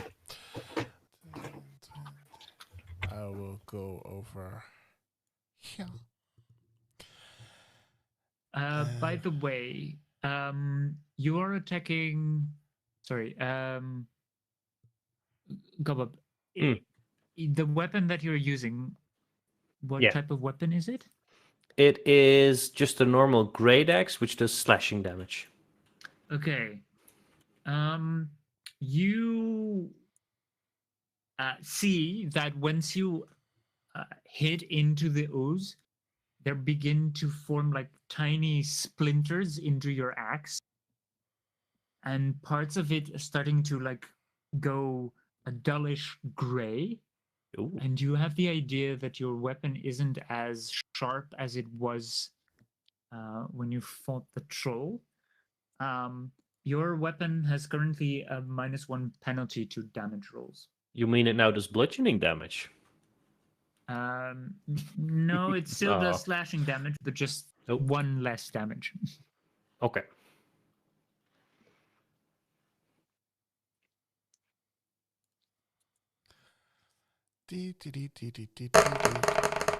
I use Cone of Cold. Okay. Jesus. Do you manage to do it in a way? Yeah, I think you managed to do it in a way not to hit your friend. Yes. Okay. That is a Constitution saving throw, I believe. Yes. Yes. DC Yes. 14. It's a natural 18 for a total of 16. So Okay. it does save. Yeah, so that's 23 cold damage. That's still quite a lot of cold damage. Let's see. You see the cold damage briefly freeze over part of the ooze, and then you see it just reshape and reform that part as if just throwing that part away and just reshape a new part. It doesn't seem to have done as much damage as you had hoped it would. So the 23 is even halved. Yeah. Fuck me. Krot doesn't like this. It is clearly not really bothered by the cold that much. I swear to God, if someone starts singing now, I will murder you. Oh, What should we?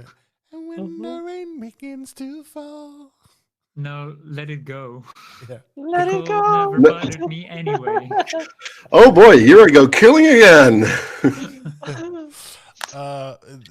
Krot will slowly walk away. Okay, you will walk out of its Yeah, it will range. have an attack of opportunity towards me. Yes, you see out of its like weird ooze-like form, suddenly a tentacle just swipes at you, trying to, like a whip, trying to whip you from behind. Ooh, that is a And with my hair back natural and forth. 18 for Yeah. a total of Swear 21. to God. Yeah, that hits. That is. Sorry, that is not a 21. That's a 22 natural. Wait, not a natural, but 22 total. The 21 hits, but the 22 doesn't. So That is. That is 5 bludgeoning damage yes. and 7 acid damage. Are you wearing metal armor? Let's see. I'm wearing Elven Chain. It's a magical armor, so that doesn't affect it at all. Okay. It just strikes at your back, and it is definitely trying to destroy your armor, but the magic of your armor is just resisting its corrosive effects. That was your turn.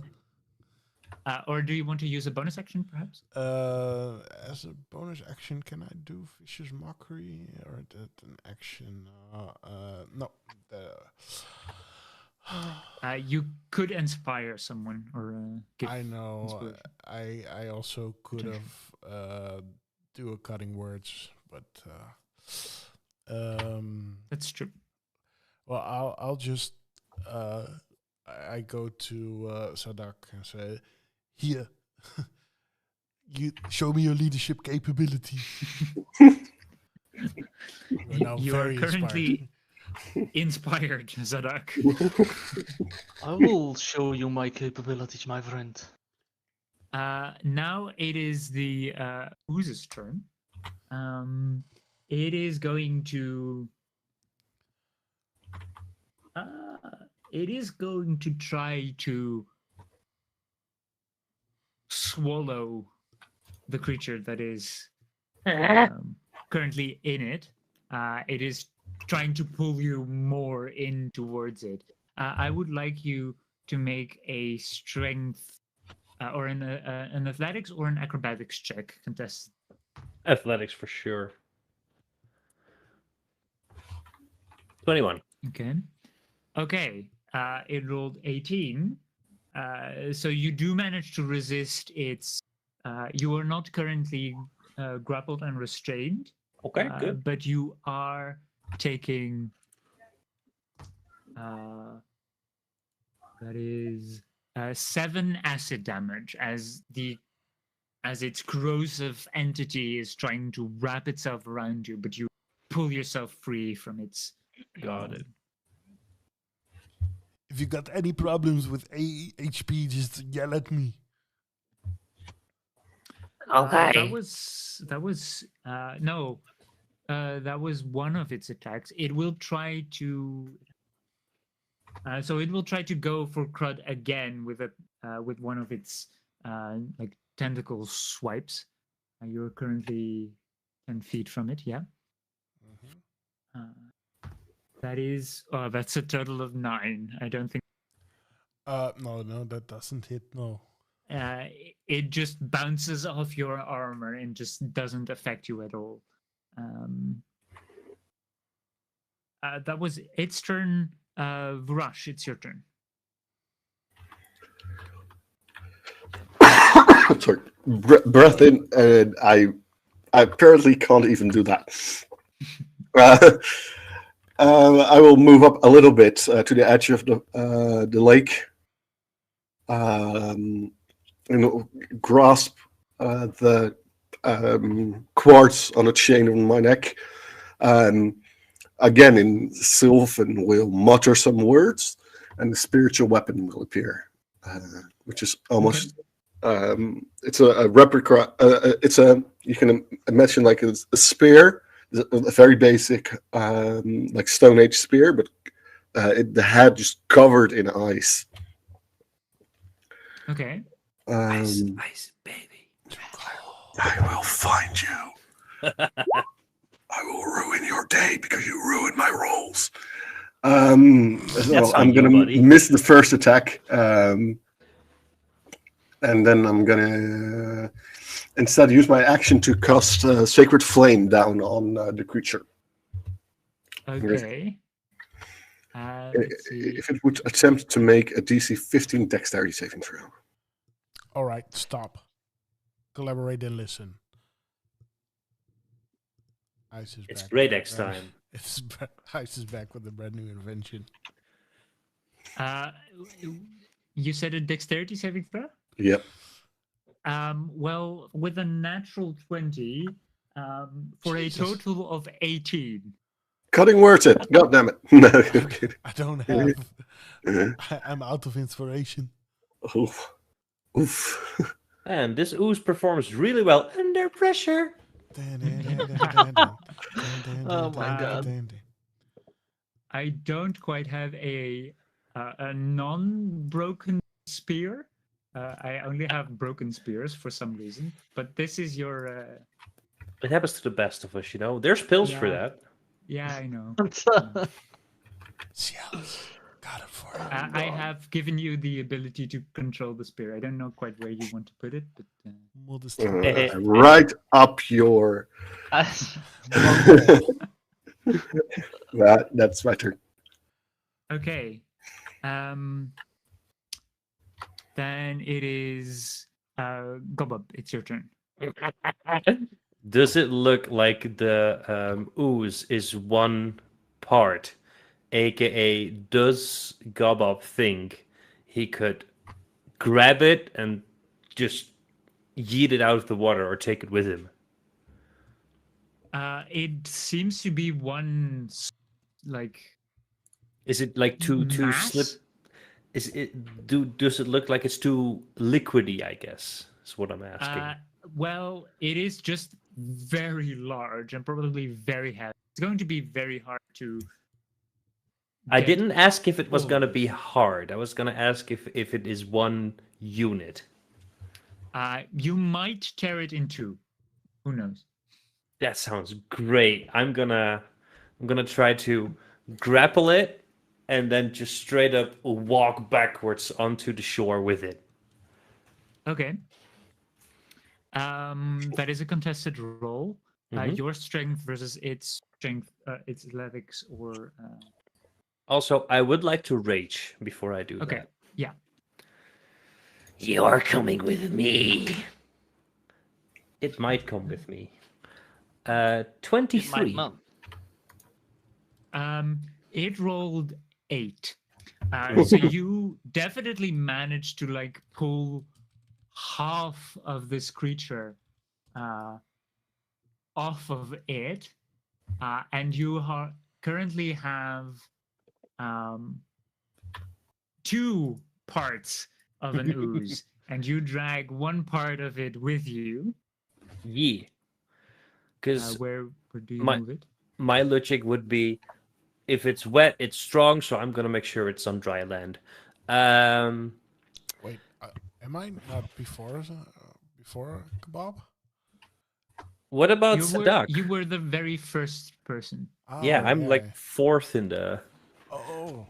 We're not done yet with the round. Yeah, it's Crud, Ooze, Vurash, Gobob, and then Zakok. Or Zadak, sorry. Zadak. Sadcock. Second, I yes, have yes. Zadak.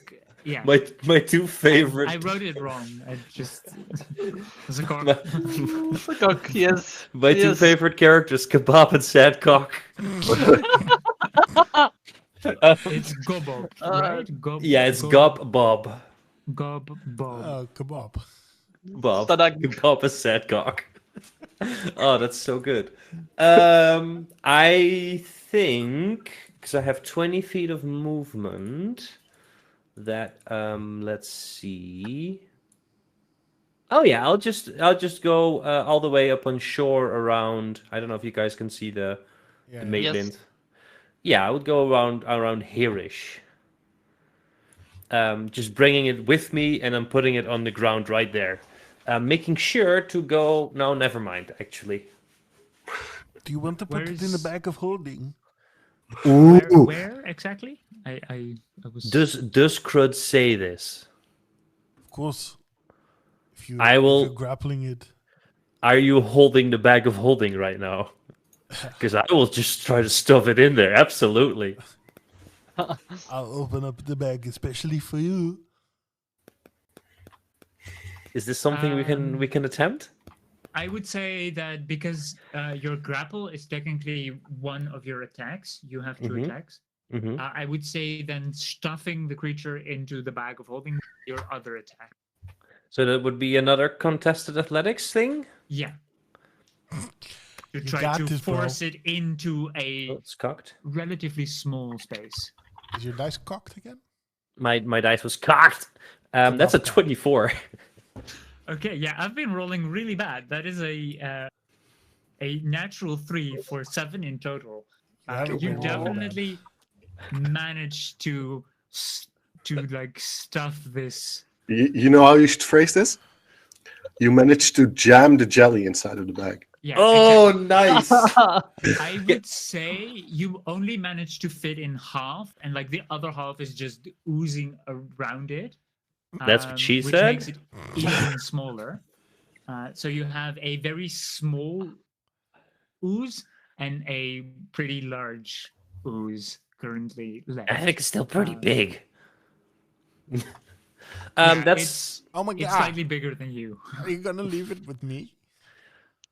well, it's in between us right now. You're my inspiration. Yeah, I think that's my turn because that's my action, bonus action, and part of my movement. I assume. Yeah. Yes. Sadcock. Well, seeing what the goblin is doing, I will try to shoot my soul knife in the bigger one. Okay. Make an attack roll.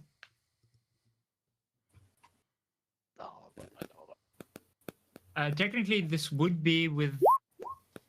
I would say this would be with advantage because it is still technically melee range. All right, let's try Thanks it to again. you then. being a rogue. 21 to hit That does hit, yeah. for a total This of is 20. sneak attack. Total of 24 Okay. damage. Let's see. It does not have anything against psychic damage, so that is. You throw your, or you shoot rather, your magical dagger at it, and it pierces into it, and you see it immediately split into 2 halves. See if I can. And you see that the halves are. Oh fuck! Bigger Thing wrong. and bigger. No, are a lot smaller than. They are engulfing the goblin. They are no longer in melee range with the goblin, but it's definitely looking pretty wounded. They seem to be now 2 weaker and smaller oozes as you have perfectly carved through them with your weapon.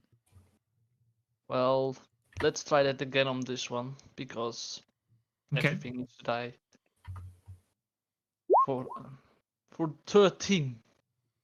That does still hit, yeah. For a total of 9 damage. Okay. You definitely see it is shrinking again, and part of it is just disintegrating as you are attacking it. It is now a tiny creature, and it is barely holding on to its own form. And it's just a bit. It's like floating on the surface of this bog, and it's looking rather Cute. cute. Yeah, it's like a small piece of goop with like googly eyes in front of it. And I will move a little up. If they need my assistance, I can always help. And that's my turn. Very good. Then it is Crud's turn. Yes, Krot will try Thunderclap. Okay. There is only an ooze in front of you. That is a Yes. dexterity saving throw, I believe. That's a con save 14. Okay. Constitution. Okay, that is a 13, so he fails. Oh, too bad. He takes 11 thunder damage. Okay, that's this one. Nothing with thunder damage. You see, it is like the sound that you make with the thunder clap. It moves through it, and large chunks of its ooze are just vibrated off of it and just dissolve in the water. It's definitely hurt, and it's barely holding on as well. Yay! Then I Do you use a bonus action or to move away? Let's see. Crying is a free bonus action, right? Crying is a free action, yeah. Free action. Okay. Let's see what my bonus actions are. Oh, yeah. I do a healing word on myself. Okay. For a total of... Let me see. Ooh, 7.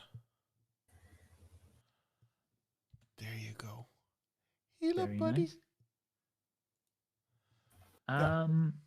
That was it. Then it is the ooze's turn. I think these two are just going to try to... They're just going to try to swarm you. Okay. Yeah. You have ripped it into two and caused it to be severely weaker than it was. This one swipes at you with one of its like tentacle appendages that it forms out of its own body, for a total of 21 to hit. That hits. You take 4 bludgeoning damage. Halved. Wait, did I Yes. rage? Yeah, I did rage. You did rage to tear it apart, and you take 5 acid damage. 5. Damn. You aren't wearing any armor. Nope. Okay. I'm wearing a nest on my head. It did not hit your head, luckily. Thank the top of your God. head, at least. The very small one is also just trying to swipe at you with like a tiny corrosive tentacle. Ooh, that's a natural 20. Oh, shit. Let's go. Of course That it is. That is. See? That is 5 bludgeoning damage, so halved to 2. Mm-hmm. And that is. This one is gonna suck.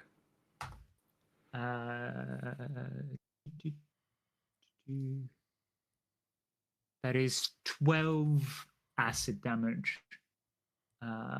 As it just manages to get into your body, and you feel like a part of your body is slightly starting to corrode from the acid, and it hurts. But you're raging, so you're not really bothered by it. Well, the acid damage is not halved, so No, that no, no. sucks. Oh, but Yeah, you're it raging. sucks. I But am you're also raging. raging. That was the small. Right, there's a Yeah. third one left, isn't there? Yes, there is a third one left. Fun. Who will probably go for the one that just thundered it, though? I'm not Should gonna have think saved, about buddy.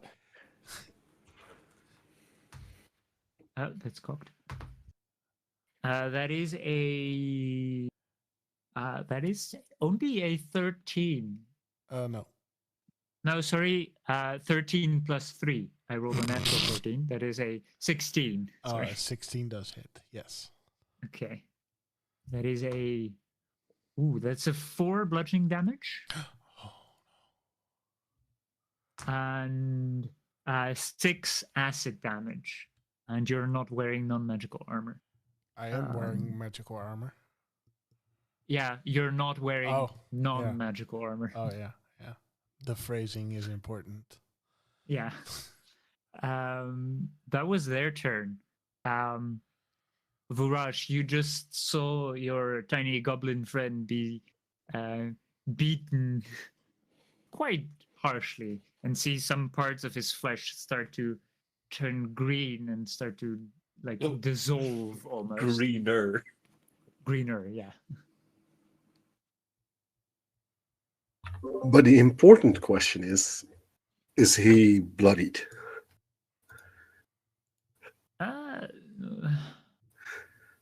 I don't think so. Maybe. Well, he still would have probably the troll blood on him, all around him, as he carved through the troll on top of it. Fair. I think this is a fun moment to wander into the lake with another Aurora up. Because there's so many tiny targets around. Let's just go for Spirit Guardians again. And with my bonus action, try to draw the attention of the big one up north. With a spiritual weapon attack. Okay. Ooh, 14? 14 does hit, yeah. Yay! That deals... is that force or radiant damage? Tell me, D&D Beyond. It's a 9 force damage. Yeah, force. You see this creature also. Your spear is just like poking through it, and from it, like 2 parts. It splits in 2 parts again, but one part just dissolves into the bog itself, and only like half of it remains. It shrinks as well into a small ooze. Small. Schmoosh. Small. Small is good. Do you use a? Oh no, that was your bonus action, Yep, and you yep. moved. Yep. Just gonna wait here for an entire turn while all of you murder the rest of the oozes, and then it starts its turn. It is Gobob's turn. Hurt. Gobob is thinking of yeeting the small ones as far as he can. Okay. Would it be possible to, like, is it one attack to throw one and one attack to throw another? Or is it one grapple and one throw? No, I would say because they're quite small, I would say if you succeed on an athletics check, you can, in one attack, grab it and throw it. Okay, so, yeah, okay. And they're small, so they fit in the palm of my hand small? Or a little bit bigger than that? They're a little bit bigger than that. They're like small in the sense that you are technically small. Yes, okay. That's probably They're too slightly big. smaller than you, ever so slightly. Okay. I will look in Crud's direction. The hell thing is kind of happening. And then I will I'll just start smashing them with my axe. Okay. I think I'll go for one attack each for Okay. the small ones. First one. Oh, that's definitely gonna hit. That's a 17 plus 8, I think. Yeah, definitely hits. Yeah, 25. And the other one is gonna be a 23 to hit. Yeah, that definitely hits. First damage is -1, right? Plus -1 rage to the damage, yeah. Yeah. The first one gets hit for 12 damage. Okay, yeah, the first one you just split it entirely, and both of its halves are just dissolving into this strange, like now currently more grayish bog, which was first a bit like milky white, is now completely gray thanks to all the ooze that has been dissolved into it. The other one gets 15 damage. Okay, both of them are dead, destroyed, dissolved after you smashed them. Your weapon does deal both because of both attacks. It has now a -3 penalty to the damage. Oh, okay. So your damage is reduced by 3. Okay, there we go. And After you that, see that your weapon might really need a repair. Oh, Oh, that's not good. bonus action disengage, Okay. and I will bloop, dash into the forest here. Is this difficult terrain, the box itself? Yes, definitely for you because you're And relatively small. 20, 30. I will be able to make it right here, Yes. and I will just try to. I mean, I can't hide in this turn, but that's what I'm flavoring. You're at least you're like behind some. I'm obscured, yeah. Some branches, and you're obscured, and you're not in direct line of vision. Yeah, sight. That's my turn. Okay. So not as a cock, but as a dog. A dog. Sad cock. Well, seeing my tiny goblin friend doing a lot of damage, I will shoot my psychic blade in this goo. Okay. Yet again, you use your magical psychic blades to pierce through them without leaving entry or exit wounds. For a natural with a 20. crit, you definitely hit, yeah. For a total of a million. 21 damage. You see this ooze just recoil after the impact and just splatter in all direction, and tiny drips of ooze, like giblets, cover both Crud and Vurash as they're completely splattered in like grayish goop. Are you all okay, my friends? I believe you rolled an 18 and a 21 damage, so that's 39 damage you did. Holy fuck! You're right. Yeah, because it was crit. Yeah, but he said it's only 21 damage. No, you rolled 39, my friend. Yeah, it doesn't really matter because it's definitely dead. Yeah. Does it even need more damage then? Only because it's cool. Yeah. It's cool. You heard Sedek. Are you okay? Are you okay, my friends? Crud's doing fine. Are you okay, my goblin man? It hurts. Well, maybe. Oh, The adrenaline is wearing off. Oh, I'm gonna sit down for a second. Maybe we should take a short rest.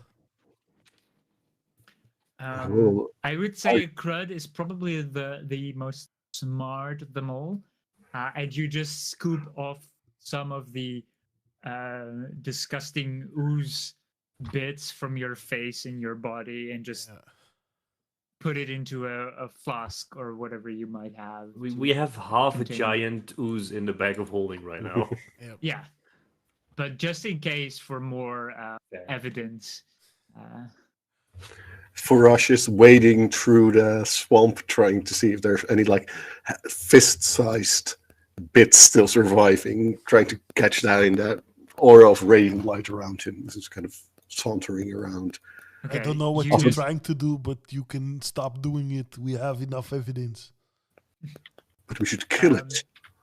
I would say you definitely managed to kill some of the very tiny oozes that have managed to like hide themselves after they were like split off. There were definitely still like very tiny oozes hiding deep inside the water. Really light. I'll pick up one that's dissolving and just I'll hold it up for Crud and go, see that baby ooze. Good, go do your thing. It's okay. You can do whatever you want. Was this the big ooze? Yes, this was the big ooze, I guess. I hope so. Looking at the size. Do you want to take a small rest, my friend? Yeah. Yeah, I'm tired. Is it safe to do a short rest here? I'm already sleeping. Make a survival check to see if it is. Jesus. Yeah, with a natural 20. Not holding back on those nat 20s, are you? No, today is a nat 20 day. I'm bragging With for with your survival check, you managed to find a rather safe place among the marshes, the bushes, right. and you can definitely rest for a long rest. You're keeping eye out on anything that moves. You do notice there are more smaller, different types of oozes, but they don't seem to be aggressive directly. The gray ooze was probably just the most aggressive and dangerous thing. Okay, so we can do long rest. You said we got Daddy Ooze. Definitely short rest, but the long rest might require you to go back to a slightly more safe space. Before the short rest, I'll first throw out Preserve Life, Channel Divinity. Is anyone below half their current max hit points? Yep. I didn't lose anything. Okay. You would then I can divide 25 hit points among one person. So I will heal you up to half your hit point maximum. What do you mean? So like, if half 40 your is hit my points you maximum... get back. Oh, half of your hit point maximum will come back to you. Like not till half, but just half of your total. Up to half your current hit points. Like you if your hit point max is 40, I can get you to 20. To no, 20. You can heal 20. Ah, that's the okay. Yeah. So it is you heal up to half of the maximum hit points. Rounded so that up means or down? that if someone has 40, you can heal a maximum of 20 hit points. It doesn't matter if that is over the 20, but you can only heal that much. Rounded up or down? I would say rounded down, as most things are rounded down. Sure. So more generous interpretation. So let's go for that. Well, I believe that's more how it's written. It's typical D&D writing. Let's put it like that. Yeah. It's up to Feel the DM. much better, thank you. You're a good fighter. You deserve good care. Thank you. We always should take care of tribe. We're stronger together. It's been a long time since I've been with the tribe. Well, it's Alright. always for the tribe. All right, so I think we have the most important part. We have the ooze. So I got the ball. let's go back and let's go get ourselves paid and maybe even trying to get into what we need to do. Did we get a full rest? The short rest? Yes. You got a safe short rest. Perfect. You do notice that after your short rest, it has become significantly more busy here. The lack of a strong adversary has made it a prime location for territorial expansion of other creatures. Yeah, Within an hour? Christ. Yes. things travel fast around here. Yes. What does look like the strongest enemy that has encroached on this territory right now? Make You're a goddamn right. make a perception check. Oh, that was a 19 plus, I think, 1. Yeah, 20, dirty 20. There is currently from a neighboring area, which is also very marsh-like, definitely a shambling mound trying to make his name here. Like this, he is expanding his territory into this direction, and you see in the distance, it's still 100 feet away from your general area, but it is definitely taken up residence here currently. If What it's the fuck 100 is feet this away, I'm gonna shoot at it with my crossbow. Of Okay. course you do. I was gonna make ask. an attack roll with advantage because you are currently surprising. Oh, sorry, that's not an attack. That's more damage. Yeah. Okay. A 9 does not hit, sadly. Okay. I would say I would make it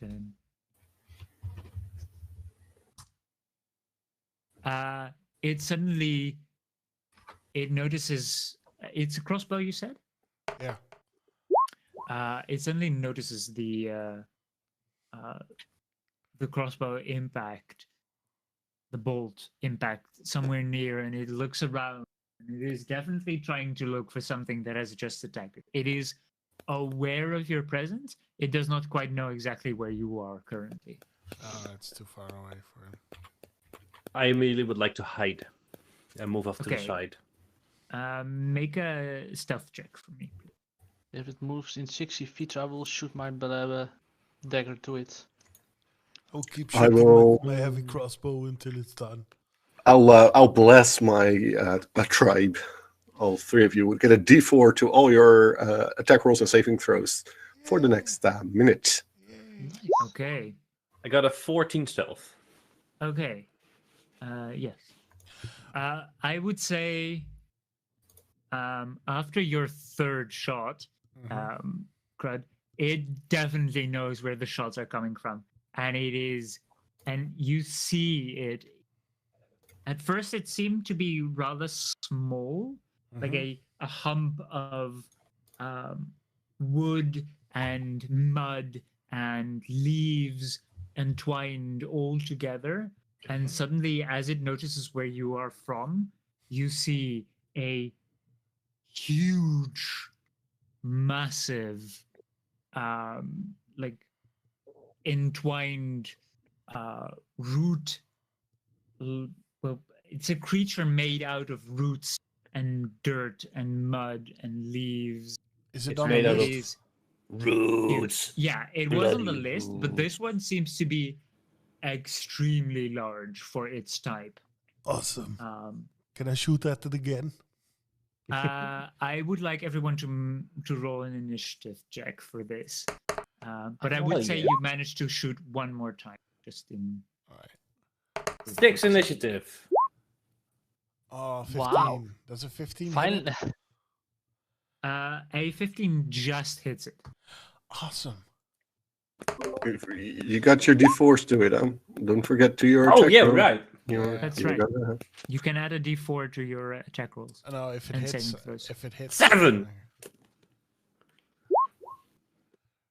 8 piercing damage. Oh wait, 1d4 for my initiative. I will roll that. Yes. Or is it on damage? Attack No, rolls it's on and saving throws. Oh, so it's attack not rolls for- and saving throws. Oh, It's not no. ability checks, so you Oh. Sorry. can't use it for your My Damn bad. it.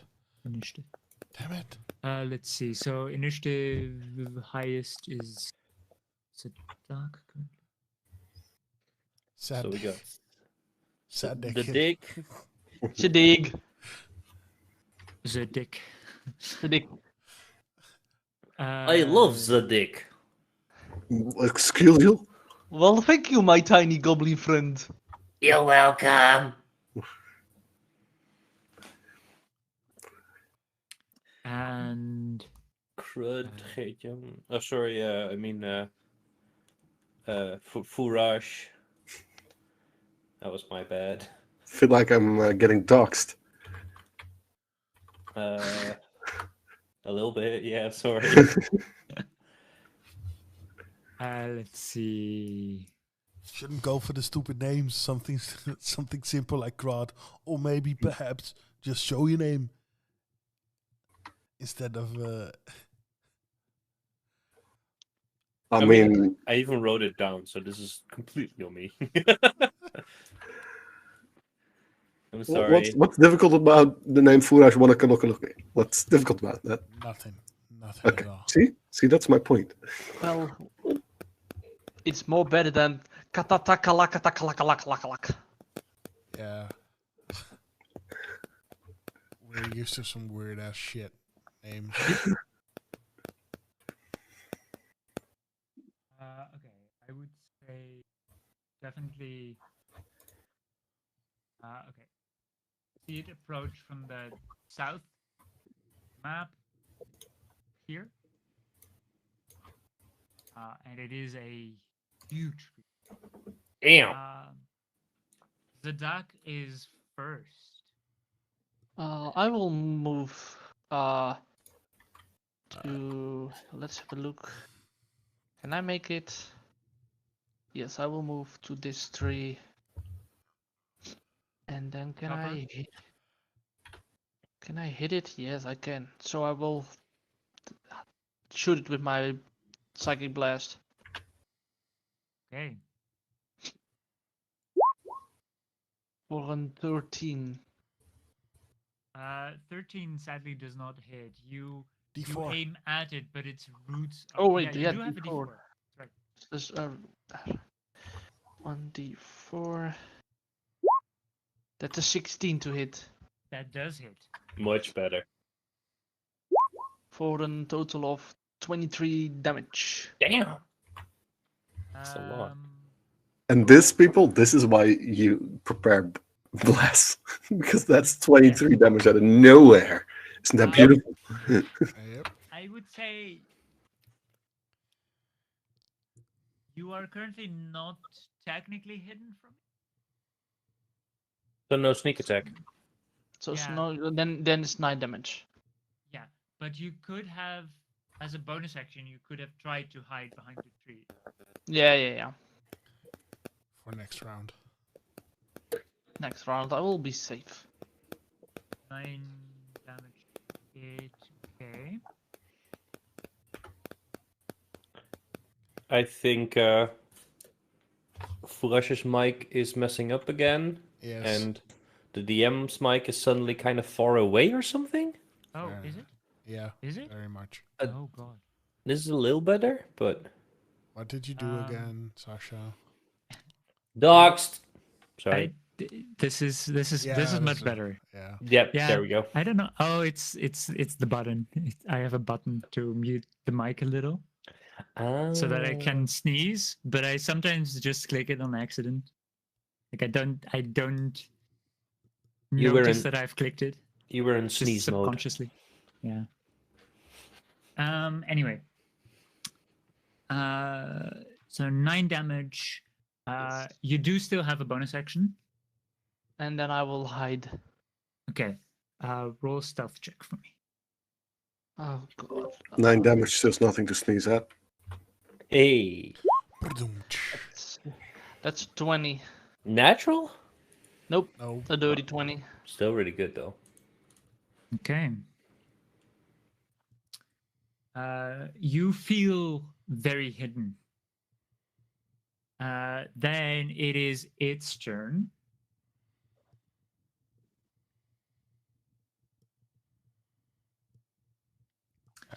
You see the roots of this creature suddenly grab a large boulder off the side and just wrap itself around it and hurl it at you, Zadak. Even though you've rolled really well, it does not seem to have affected its ability of perception. It's got like tremor sense or something. And just a large boulder is hurling towards your tree. I would say you have half cover, which means that you have a +2 to AC. Okay. Or advantage. Do you have advantage on dexterity saving throws? Yes. You have a +2 bonus to dexterity saving throws. So I would like you to make a dexterity saving throw with a +2 bonus. You're trying to hide from a tree in a tree. Also add a d4 to that, because, you know... That's true. Like, it's a saving throw. Yes, so that's 1d. Well, it's 1d4 plus 2. plus 2. Yes. Plus 2. So that's 17. 17. Yes. You do manage to hit like the to dodge the immediate impact of this boulder. Most of it is just impacting into the tree, and a large chunk of it is like destroyed. It's thrown through the tree. You do still take half damage, which is a total of 12 bludgeoning damage. As the boulder just nearly misses you, but its impact just sends you flying back into the tree and causing the damage. Well, it's trying to move slightly closer. Doesn't have much movement.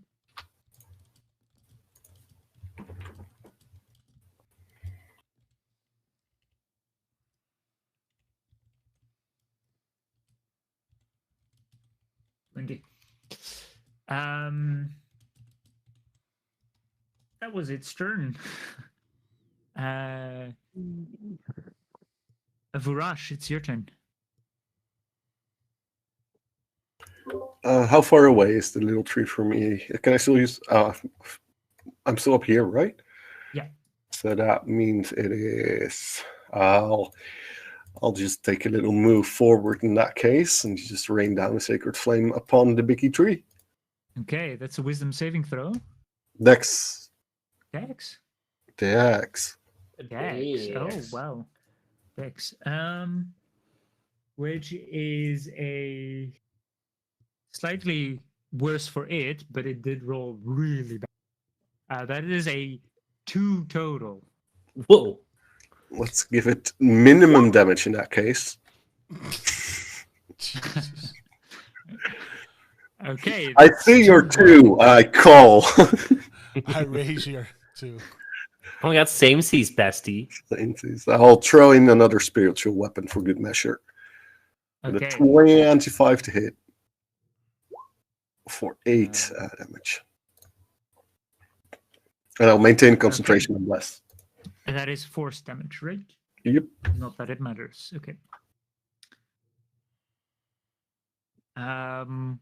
It did impact it, but it's large, and it seems to have a lot of vitality, to say it like that. Do you move back or behind something? I'm gonna stay like out in the open, away from all the trees, fearing that they also will come alive. Okay. The trees are alive. Oh my Crud, god. it's your turn. Did you see my question? Did I see your question? No.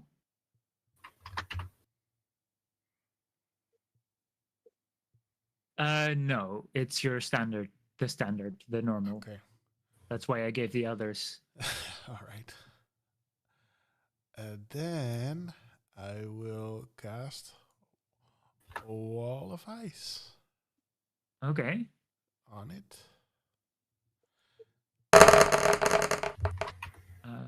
It's a 60-foot range. Yeah, that is possible. No, it's 120 feet range. Oh, it's 120 feet. Oh, that's Yeah. even better. And with a dex save of 14.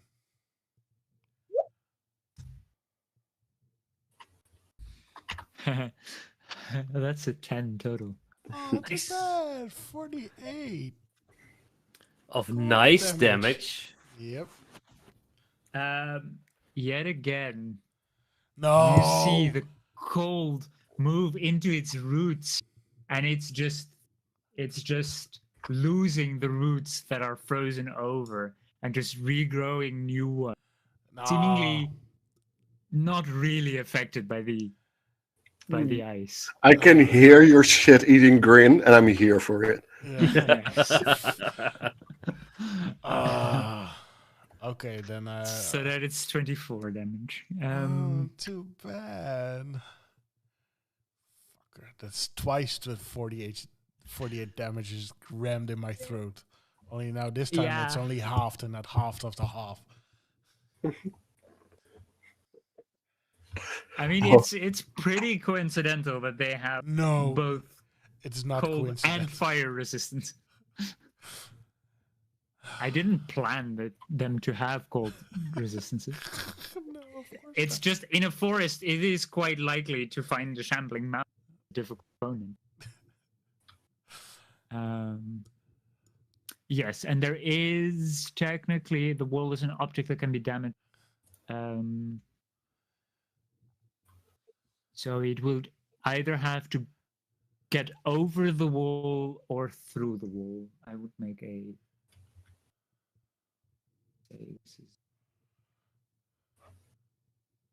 Your ice wall is. Let's see. 10? It's a surface made up of 10 sphere foot with square. a radius of 10 feet, yeah. It's a hemisphere, dome, or a sphere. Yeah. Or you can shape a flat surface made up of 10 foot square panels. What do you...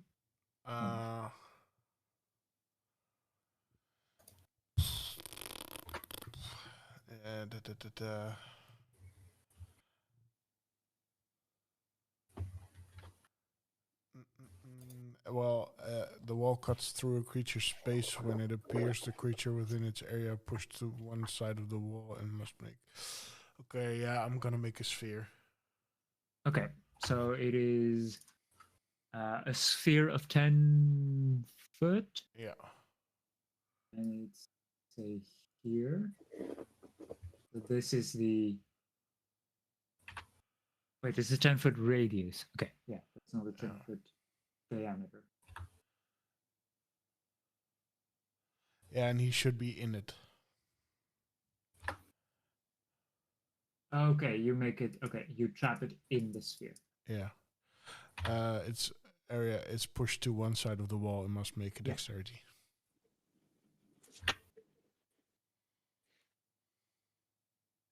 This... Then... It's now encased in a wall? Yes. Yes, Yarr. it's encased in a wall of ice. How tall is this wall? 10 feet. It's a sphere, so it's 10 foot. Oh, it's completely enclosed. Yeah. I would say, let's just say, because the creature itself is slightly taller than the wall, it would be like slightly squished into it. So there's no point of it sticking out. It's completely encased in this Let's get the fuck out of dome here. of ice. Let's get the fuck out of here now. Ah, Why, it's not going anywhere. I've plenty of time to rain down the fury of the mountain. Sure. Why not wait until we have a full rested party and get back? I'm good. Okay, let's do it then. Okay. Then it is Gobob's turn. I've put my full Lil Jon in it. Okay. Ah, yeah. Um, Yeah. Okay. it is encased in ice. So you I can am- currently not really see it. Well, So that's what- interesting. What Gobob would do was probably, if necessary, again use his bonus action to hide, and then dash with his action to get 80 feet Okay. of movement, and try to get behind it, like not too close, so probably on this Okay. side. I know this is hard or difficult terrain for part though. Yes, and I'm going to be a bit pedantic, but if you want to move stealthily, Mm-hmm. It's you half move movement. at half movement. Okay, so normally 40 feet, so it would still be 40 feet. Okay, so I'll try to get to the edge of the bog over there. Yeah. And sneak behind those branches. Okay. Yeah, you can make that distance. Not a problem. Is that a new stealth check? I've already Yeah. rolled, but Yeah, Um, you. it's a 21. Okay, very good. So I'm now stealthy behind the branchy. Wait, let me double check that. Yeah, that's perfect. Yep. Okay. Fuck. Did I rage already? I don't Bonus think I action. did, right? There was a bonus action to hide, and you did not rage. I did not rage. I was thinking, shit, do I have rage left? But I have one rage left today, so that's Yes. fine. So that's bonus action, movement, and action to dash. Yeah, that's my turn. Then it is Zadok's turn. Oh, I can't see it, right? Nope, you can't see it. You can see a sudden orb or like hemisphere, more like, of ice just appeared where it was, and it's completely encasing it. Well, as bonus action, I will hide again. Okay. Make a dexterity saving throw. All right, dexterity saving throw. A stealth check. Sorry, I read it. Yes, I'm good in hiding. Yes, I'm good in hiding. Yes, a total of 6. Yes. You feel extremely well hidden. And I will move to here. Yes. Okay. And that's my turn. Because I can't see Okay. anything. You don't want to prepare anything in case. Yes, I can. I will. I will prepare one of my soul knives. Okay, very good. Then it is its turn. Let's see. Should go Who is chill. within- Because he's cool. who is all within- No, okay. That's fair. I would say you were the only one that moved closer to it. So it will definitely. You suddenly feel from underneath the ground roots appear and trying to grab at you. I would like you to make a dexterity saving throw. Roads. Gobob. Bloody roads. That's a 19 plus stuff. Okay. That's a dex saving throw, you said? Yes, a dex saving throw. 22. I Okay. serve You Plus the blue deep- every day. Take us to a place. you do save, so you only take half of the damage, which is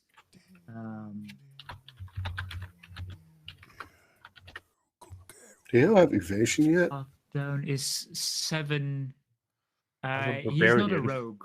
He's a Ah, barbarian. But he uh, is he's- goblin. That's why you can use a bonus action to. Yep. Sorry, I had a brain That bug. is 7 points of bludgeoning damage. Ooh. You bitch. But you are not grappled. That was one of its attacks. Its other attack will be just try to slam this ice wall that is right in front of it, which has an AC of 12 and 30 hit points for 10-foot section. It definitely hits. Wait, who was it attacking? Me again? No, the wall. No. The ice Yes. wall itself. Its own roots from the inside. You can barely see like a shadowy figure within it. It's not quite transparent, the ice, but you do see it moving around inside. For a second, I thought you meant inside the mound. No, inside the ice.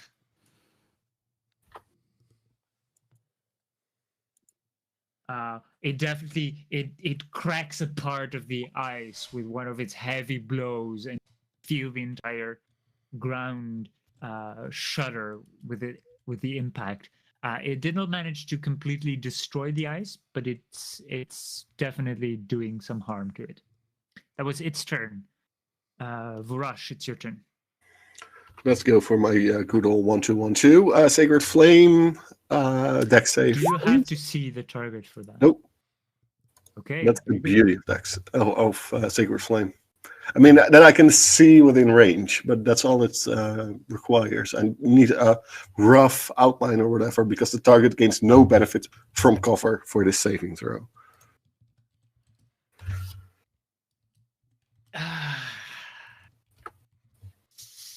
Technically, it does really state a creature that you can see within range.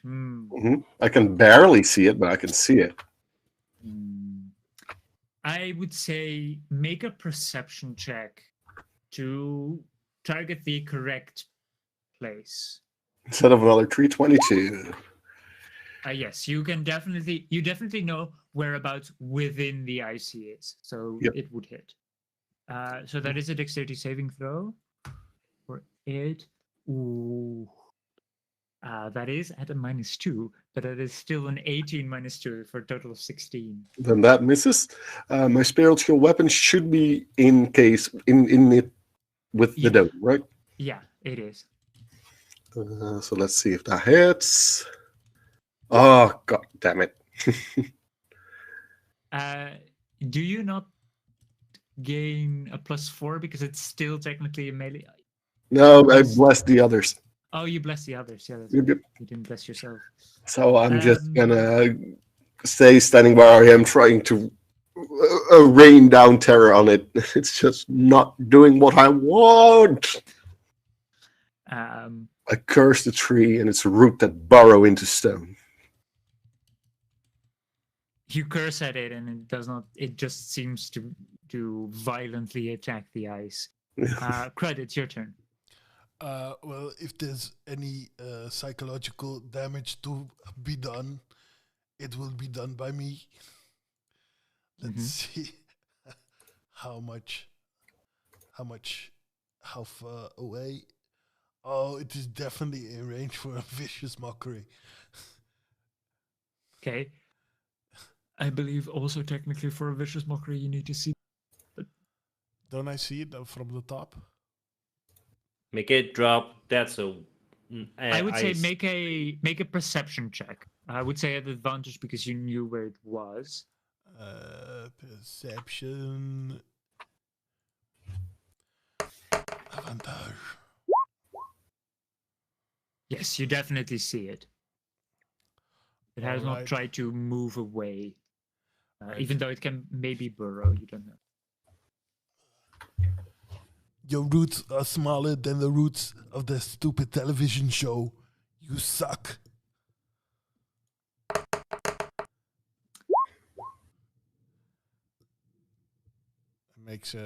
Must make a DC 14 wisdom save. That is an 11 with a -3 for a total of 8. So no. So I take Nice. 7 psychic damage. Very nice. Fine. Nice. Baby. Nice, baby. Okay, stop. Collaborate and listen. Ice is back with a brand new invention. Something got a hold of me tightly. No, we're gonna get demonetized. Oh wait, Yeah. we're not monetized yet. No, luckily not. Nope.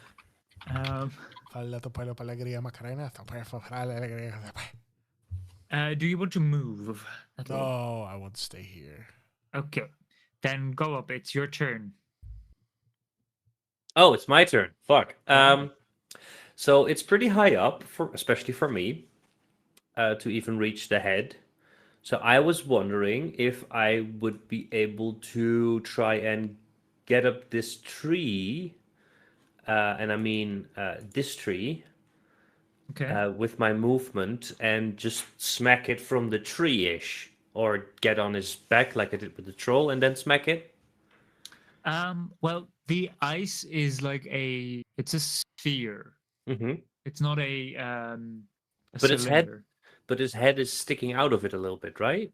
No. I said Oh. that its head was like pushed in a bit because it's technically higher, but it is like being compressed inside of it. So you Okay. can't see anything of it at all. You can just barely make it out that it is there through the ice. Would I be able to get on top of that ice? With if you dash, yes. I don't want to dash. Then I don't have an action. Because it's only 40 feet, to, like 25 feet even to get there, technically. Yeah, but you need to go through the thick, viscous swamp. I can jump across it probably. Can I jump You can across it? attempt. Yes, Remember you can when attempt. that tree TPKs us all that we did have a chance to flee? Yes, you did. First off, it would be a 3PK. Aha! Don't Second, worry. we will ruin it. Chris We'll got make it. it rude today. I would say you can definitely make it if you climb up this tree into its roots, or into its roots, into its branches. You can definitely make the jump towards the other tree. Because what I want to do, ideally, and if this is too much, just let me know. But I want to get on top of the ice sphere, use my first attack to shatter, like make a little hole, so I have a point of attack, and then with my second attack, just hit it in the head. Let's say it will take you about 20 foot of movement to get up the tree, then 10 to get across, and then 10 to get onto the ice. Yeah, that would be 40 to get on top of the ice.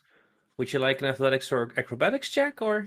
I would like you to make an athletics check on the ice itself, because that is pretty slippery. It's very hard to climb ice. That's an 11. Okay. I would say Wait. You are not going to manage to stay on top of it, but you can definitely. I have advantage on dex against effects that you can see will not blind the deafened or cap. So I have advantage. Well, this is an athletics check to hold on. Oh wait, this is for saving throws. Never mind. This is I'm sorry. This is a strength check. Yes. So if you rage, you would have advantage. I don't know if you want to rage yet. If I'm gonna make it to the top, then yeah, because I'm about to attack. Then you could, yes. Also, I am gonna make that a frenzied rage. Okay. Because my last rage I have anyway. So let's go. Okay. How did I do this again? I just rolled 2 3s in a row, so that's an 11 again. But this is for the ice. Yes. Also blessed. Which is blessed. D4. Yeah, still blessed. Yeah. That's a 4. That's a 15. Which is good because the ice has an AC of 12. Roll damage shit. against the ice. Oh, perfect. No, wait. This was to hit the ice. You need to hit through the ice to get. Oh, to I air. thought I thought this was an athletics check to see if I slipped or not. Sorry. All right. In that case, it's an even higher number because no, is it? No, it's the same number. It's a +8 both. Never mind. I'm all over the place. D12. That is a 9 plus 2 is 11 plus rage damage is 13 plus my... I think there's another plus for the... No, actually. The... Oh, that's a class feature, of course. The Frenzied Rage. The That's frenzied rage gives just you an extra advantage on attack. rolls. No, it gives me an extra attack with my bonus action. Oh, okay. But if I have to, I will use my reckless attack for sure, because that's a free Reckless action. attack, yeah. Yes, so I will reckless attack the ice while frenzied for 13 damage on the ice. Okay. I would say because the ice had already taken damage, you managed to like pierce through it, and like a slab on top of it is like broken, and you see now the exposed top of this shambling mound, this tree-like creature. Second attack and then frenzied attack after that as well.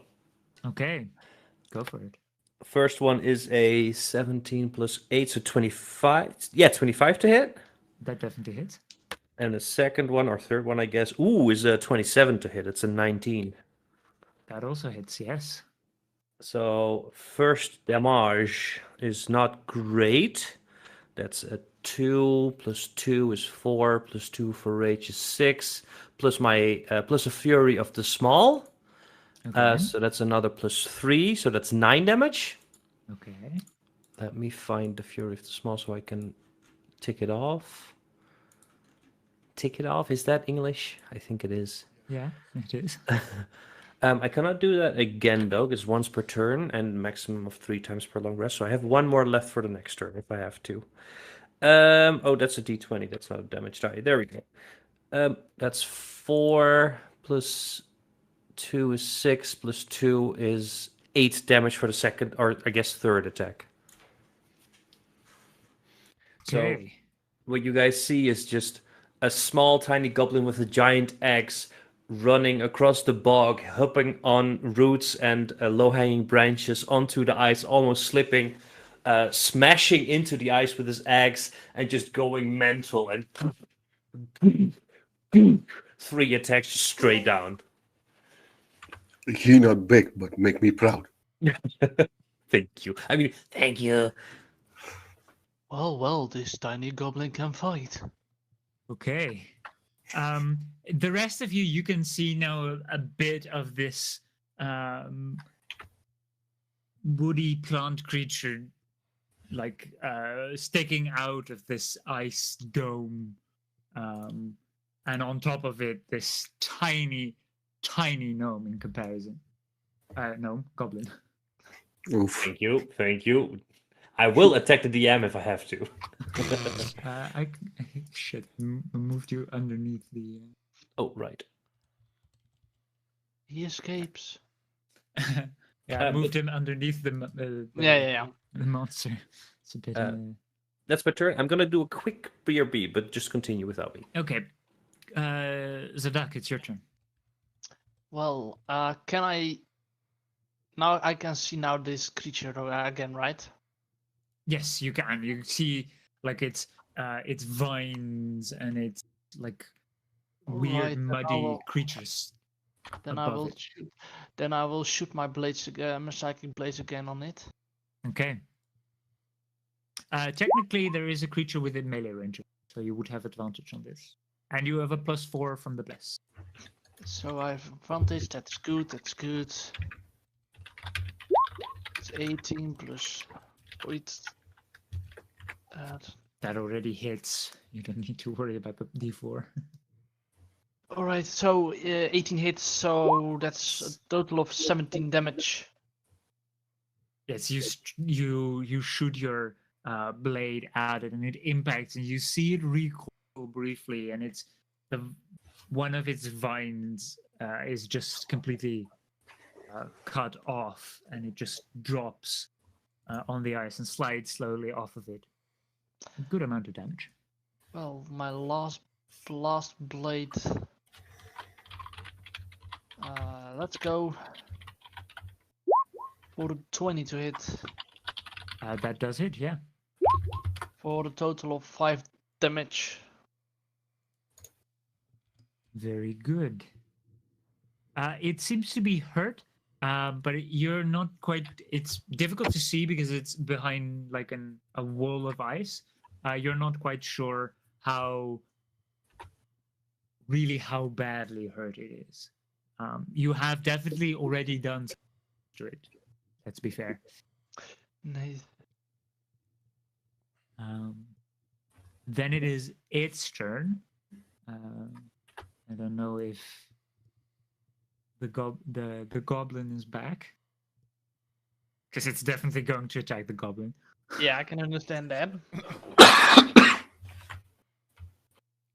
Let's see. Not the ice wall.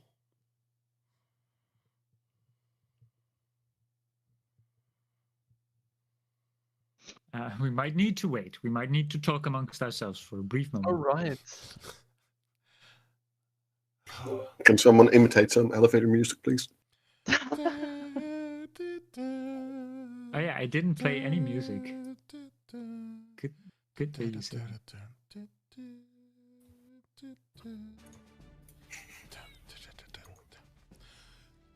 Well, good It's amount very of damage. Yes, my soul knives can hit this creature well. Guess what we're going to do now? We kill it. It will kill. Do we want to kill it or do we want to go to safety? I think the goblin wants to kill it. Show me your killing capabilities. Okay, the goblin has been attacked. Ah, I had not yet told what the roll, because it's quite bad. It's a natural 20. oh fuck! That's the Cutting second crit on words. me.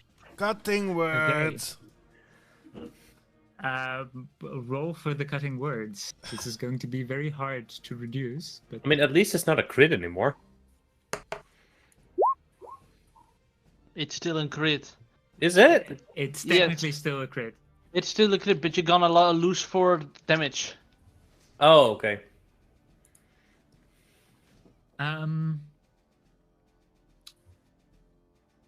Or is it immune to being charmed? Let's see. Oh, It probably is- it's just leaves. No, it's not specifically immune to being trapped. Okay, good. Do you use it against the attack roll or against the damage? Against the attack roll. Okay, because Then it's not crit technically anymore. it would still be a crit. I don't quite know, because you reduce the It's a natural Attack total. 20. Natural 20 is an opportunity to crit. If you do not hit on a natural 20, normally a natural 20 is still a hit. yeah. If it is also a hit when you roll on that 20, then it's a critical hit. Yeah. So he may still turn this crit into a regular hit, if you will.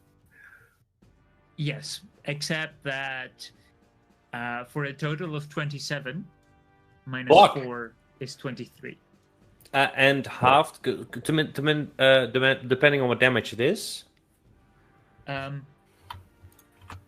Yes, the bludgeoning damage that it would do would be halved, yes. So But the damage total would be... it's not let's see. only bludgeoning damage, is it? Make some attack ability check or damage so roll. you you could reduce the damage, or you could reduce the attack roll. So either I would still allow you to like say, okay, because it's a natural 20, definitely hit regardless. Okay, damage roll. Yeah. So you reduce the total damage by 4, Yes. but it's still a crit. And luckily, it is all bludgeoning damage. Don't worry. Okay, so it's halved. So it's But it is still quite a lot. 12 I think. or 11, I think. What? That the damage? He didn't roll it. Oh, you didn't roll it yet. I didn't roll it yet. Oh, sorry. Let's It listen was to a the 20, dice. 23 to hit. Oh, Now the pain is coming. the Yes. penis. Yes, the pain is. Coming. That is a total of 28, which will be reduced by 4 to 24. 4. Which is halved Which is 14. halved 22. to 12. to 12. So I was very close with my 11 guess. Damn. That was its first attack. It will try to attack you again. And because you did reckless, it has advantage. Which is a 15 plus 7, so that is a 22 to hit. Definitely is. Which is another... technically, you would have taken 2 more damage because I forgot. I only calculated the die damage, not the plus 4 from its strength. Okay, 2 more damage, no problem. 2 more damage from the previous one. And this is, I rolled pretty well for this, which is a 24 in total. So, halved to 12. You hear the to big 12, smile. Yes. So your normal attack did as much damage as... Well, 2 less, technically. 2 less, you're right, you're right. Oh, that makes it so much better. 26. Well, you could have had it in 1. Yeah, that's true. You guys see how Gobob Picklejar is out of his mind raging right now while bleeding profusely from his arms, his legs, his belly. He is not looking good. But he's standing and he's getting ready for another attack. But I'm sorry, but this is not the end. Oh, there's another he attack hit- coming.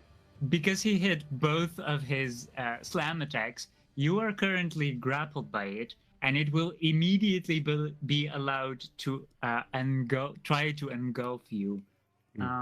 I would like you to make a Constitution saving throw. A Constitution saving throw. Okay. Yes, you But would you're have still- a D4 for this because it's a saving throw. Yes. Okay. Oh, this is great. And I'm not being funny about that. So that is a con save 23 plus a d4, which is a 3, so 26. Okay. You succeed on it, so you do not immediately take damage. That's really good. But you are currently engulfed by it. So you are blinded, restrained, and unable to breathe. You are starting to suffocate.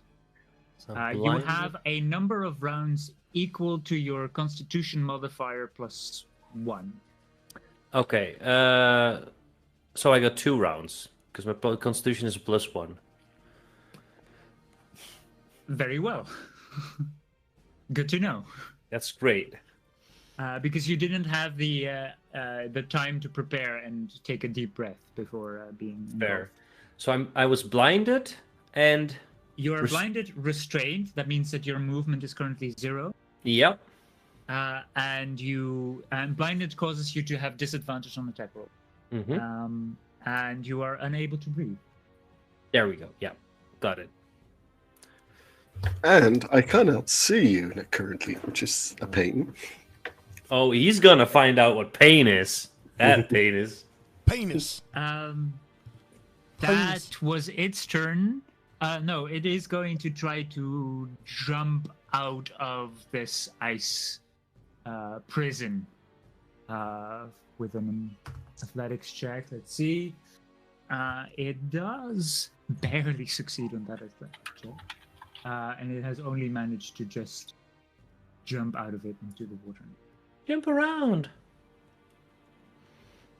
How's it looking? It's looking hurt, but not like dead. Halfway? Definitely not. Make a medicine check for me. I feel weirdly this is probably going to be bad for you, but I feel really this would be a nature check because it's just a pile of leaves and roots. 13. Yeah, but it's you're also specifically looking for wounds. True, it is a monster.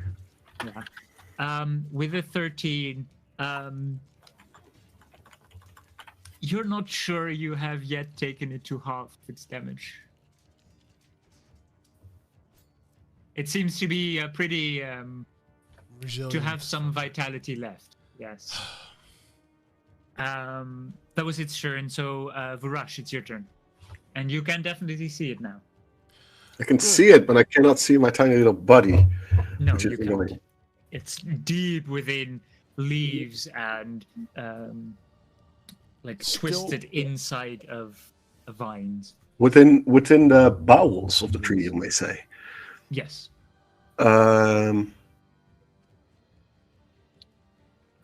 I'm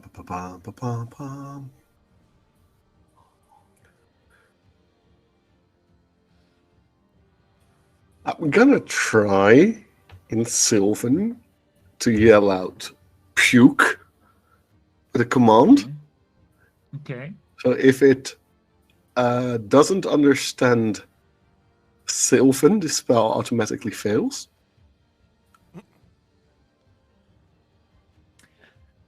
You shout to it, and you see it not react at all. Okay. Tried it. And then my spiritual weapon's going to take a swing at it.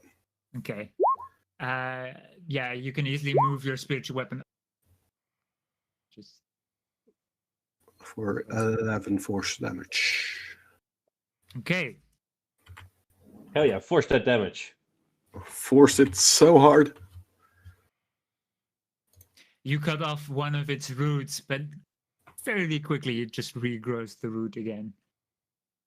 Mm. Do you move? I think I'm quite comfortable if I step back there. Okay, very well. Crud, it's your turn. Does this creature look magical to me? Make a nature check or an arcana check. That's a wandering pile of stuff. Jesus. Could be natural, you know. Oof. You know, sometimes wood has a will of its own. Every morning. It is living. It does not seem to be living because of any magical aid. All right. Per se, but you're not quite sure. Let's see. How far is it though? It's there. Okay. I'm gonna cast Healing Word on my buddy for 5 healings. For who? Yeah, for what you. buddy? For Healing Word, you technically have to see your target. Mm-hmm. Oh, I don't see my And buddy. he is currently within the shambling. He's completely Your it boy is the is reason that he's swallowed. blind. He cannot look out, and nobody can look within. Okay. Damn it. Don't worry, I'm about to fix that. Then I want to viciously mock it again. Okay. Your father was a hamster and your mother smelled of elderberries. Okay, so that is a natural 20 for a Jesus total of 18. Yeah, that's Jesus crud. Yeah, that DC 14 wisdom. Yeah. Okay. Yeah. Yeah. All right. It knows my it worth, just- goes back again into its It hole. just shakes off your insult and just like, I don't even understand your language. What the fuck do you want from me? Screw you, I'm getting hit. The tree just really was like, no, you. Yeah.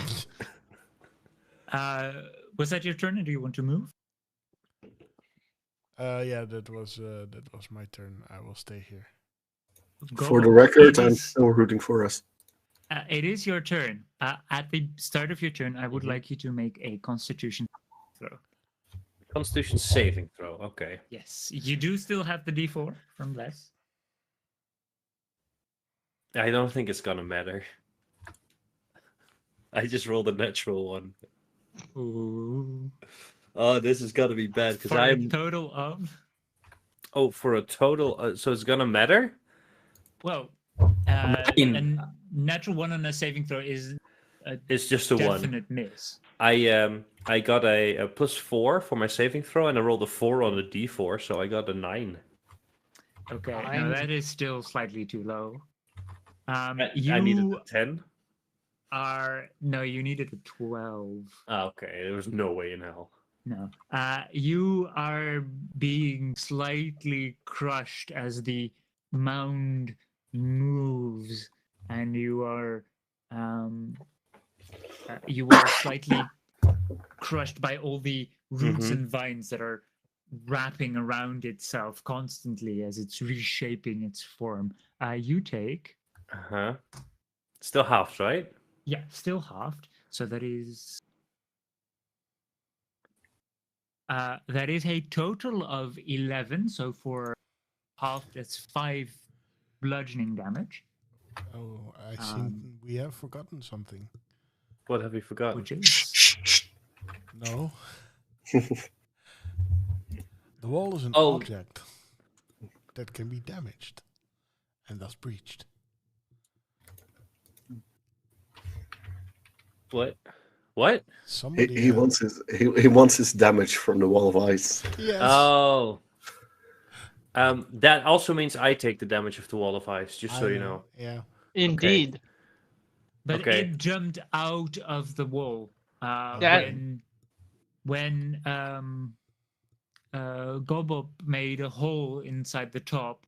It wiggled itself out of the wall.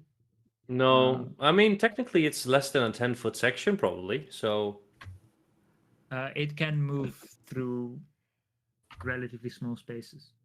just ask your mom. Oh my god. PG. No, If this you- stream is not PG. Never was. If you really want, I am going to let it roll for the Constitution saving throw. But that also means that definitely Gobob has to roll for the saving throw as well. Indeed. Does that mean if I make the saving throw, I take half damage? Yep. Then I don't Yes. think I'm even gonna have to roll, because that means I'm dead. Oh. I have you don't 5. resist the damage. I will try to resist the damage, but I think it's gonna do at least 5 damage, because it's not half by my rage, because it's cold damage. So even if I save, I not fucking do it anyway, because I mean it's resistant to cold anyway. Who gives a fuck? Well, you started it now. I Do we want to play by the rules or not, or only when it is handy for you? That's not how the game Technically, works. it itself did not break the ice, but I would allow it if you really want it. But that also might mean might mean the death of, or at least the going unconscious of a character within a shambling. Well, fuck it. He goes unconscious almost every episode, so let's do it. No, that's Riz. Okay. That is a Constitution saving throw Yes, of against 14. the damage of the wall of ice. Woohoo!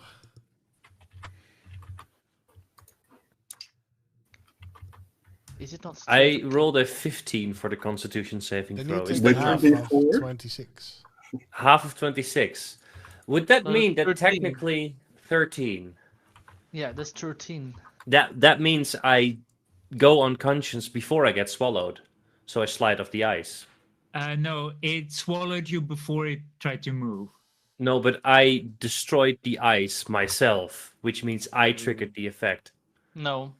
It does. Yes, I don't Reducing a 10-foot Well- section of a wall to 0 hit points destroys it, leaves behind a sheet of frigid air in the space the wall occupied. A creature moving through the sheet of frigid air for the first time on a turn must make a Constitution saving throw. I did not Yeah, go but- through it. Technically, you did indeed not go through it. You were on top of it, and Yeah. it went through that. Okay, So I will- don't take this damage then. Yeah, I would say you don't take Fucking the hell, damage. Jesus! This is I Well, don't. technically, You're We're inside going the out of it. You're technically, definitely it inside dragged this. you into it. Meaning Yes. it dragged you through Oh. it. But It was isolated by a creature resistant to Yes, frost ice. damage. yes, exactly. Because of that, I would say you very much insulated. Like you were in a very well spot, defended against the cold. Okay, so I don't take the damage? You don't take the damage, but it definitely does, even This though is it one hell of a halves it roller again. coaster. You're being a Um, very kind DM. Well, it is a creature, and you were deeply inside of it, and it is resistant to cold, and it would only have taken half the damage because it succeeded with a 19. Fuck that. I'm just gonna Which say makes I'm not 13, not 6. against this, but this is also not rules as written. Because how do you get swallowed if you do not go through that space? Because he He Nope. grabbed entangled. you, Yeah, covered he grabbed you, you. and then dragged you into the middle part of its body. It was larger than the ice itself, Okay. so it stuck out above it. That was why the others could see it briefly. Stay liquid, stay frosty. But it still takes 6 ice damage or cold damage. Nice. Yay. That still would have killed me. Well, maybe you're gonna be dead in 2 turns. At least now I have 3 attacks still. That was That's its turn. No, that was your turn. That was technically it was the beginning of your turn, so it is now your real turn. You have your attack. Yes, I am stuck in the thing, so I cannot properly move, so I have disadvantage. But You have disadvantage because you're blinded. You don't have disadvantage strained. You just Oh, can't okay. move. Okay, so I have okay. I'm gonna assume it doesn't matter that I have dark vision because it's just completely dark here, right? Yes, I always dislike this type of ruling because you are literally Inside, surrounded by it. yes. But technically, you do not see the target, therefore, you cannot really aim correctly at the target. So what I'm gonna do is I'm gonna aim for where I think my allies are, like in that general direction, and I'm just straight up anger carving my way through its body. You're gonna chop yourself out. Yes, I'm gonna chop myself off. I am using a great axe, and this is technically a tree. You are its natural enemy. Exactly, targeting exactly. So I'm gonna make 2 normal attacks and 1 frenzied attack against it. Okay. So reckless Reckless? attack to make it a straight roll, right? Yes. Okay. First attack. That's a. It technically went outside of my box. That's fine, right? Yeah, it's fine. Yeah. Just 22 do it, to man. hit. So, Stop 22. talking and do it. Okay. That hits, yes. At your d4s. At your Oh, d4s. at the D4, you're right. Doesn't really matter because it's not a natural 20 in this. It's at 25 now. And it already hit, so yes. Second It's even slightly better. Second attack is a 17 plus, so 19. Plus your That also D4. hits. That was plus the D4. And the All third right. and last attack is a 23 in total. That definitely hits. All 3 hit. So now I need my D12. Oh, first one is 12 plus 2 plus 3 for the rage, I think. Or no, plus 2 for the rage. So 16 plus my last Fury of the Small. Because why the fuck not? I'm going to need it. For a total of 19 damage. Okay. The second attack will be a 10 on the D12. So that's a total of 14. No, am I saying that correctly? Yeah, 14 damage. Okay. And then with my last one, I start to see like a tiny sliver of light in my head, at least. That did not work because I rolled a 1 on the D12 for 5 damage. Okay. You do see a brief flash of light, and you're like, I'm out. And then you see it just regrow and the vines cover you up completely again. You were so nearly out, but it's still holding on. It is severely wounded from the inside. But it is managing to keep you within it. Okay. That was your turn. That was 38 damage in 1 turn. Zadak, it's your turn. You Yes, briefly saw, like, from within, like, parts of its vines just falling off and just being thrown out. You briefly saw a tiny hole, and your goblin companion, like, you could Oh, briefly make out the yeah. green. I will run in the direction that I saw my goblin friend.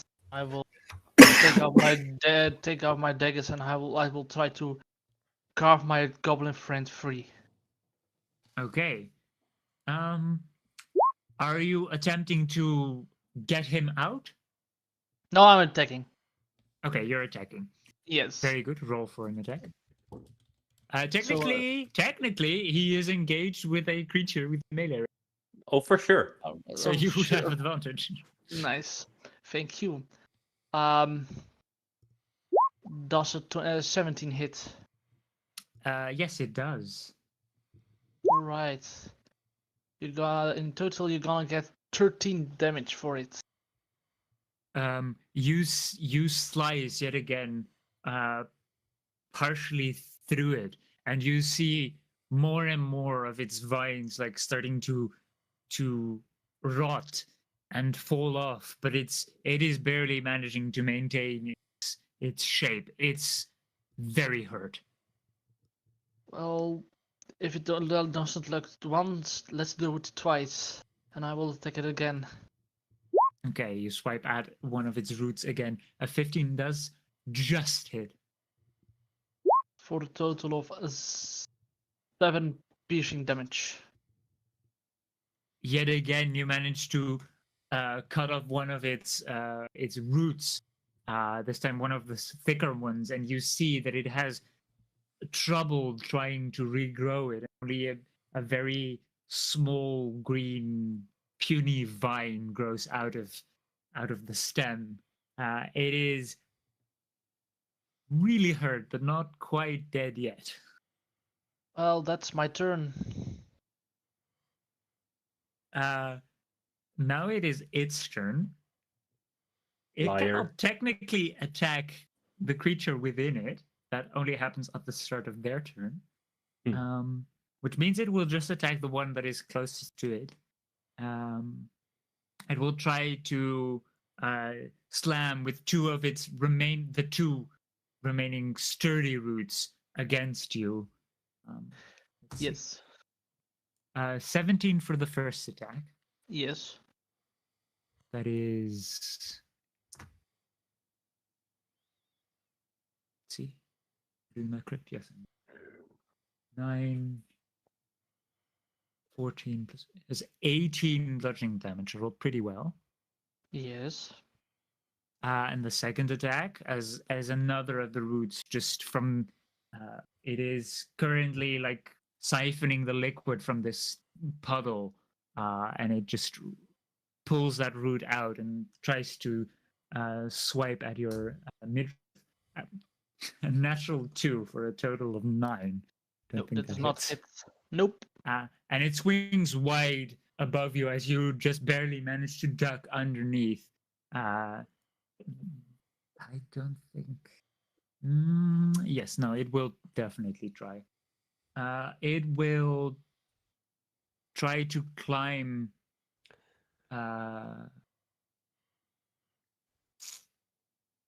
It is not really fast, so it will just move with its captive. It is my captive. No! Can I attack of opportunity? Yeah, you do get an attack of opportunity against it as it's slowly crawling. Fucker. Sadly, a 7 does not hit. No. A natural 1. You miss, but it's not fast. It does not manage to get very far away. That was its turn. Varosh, it's your turn.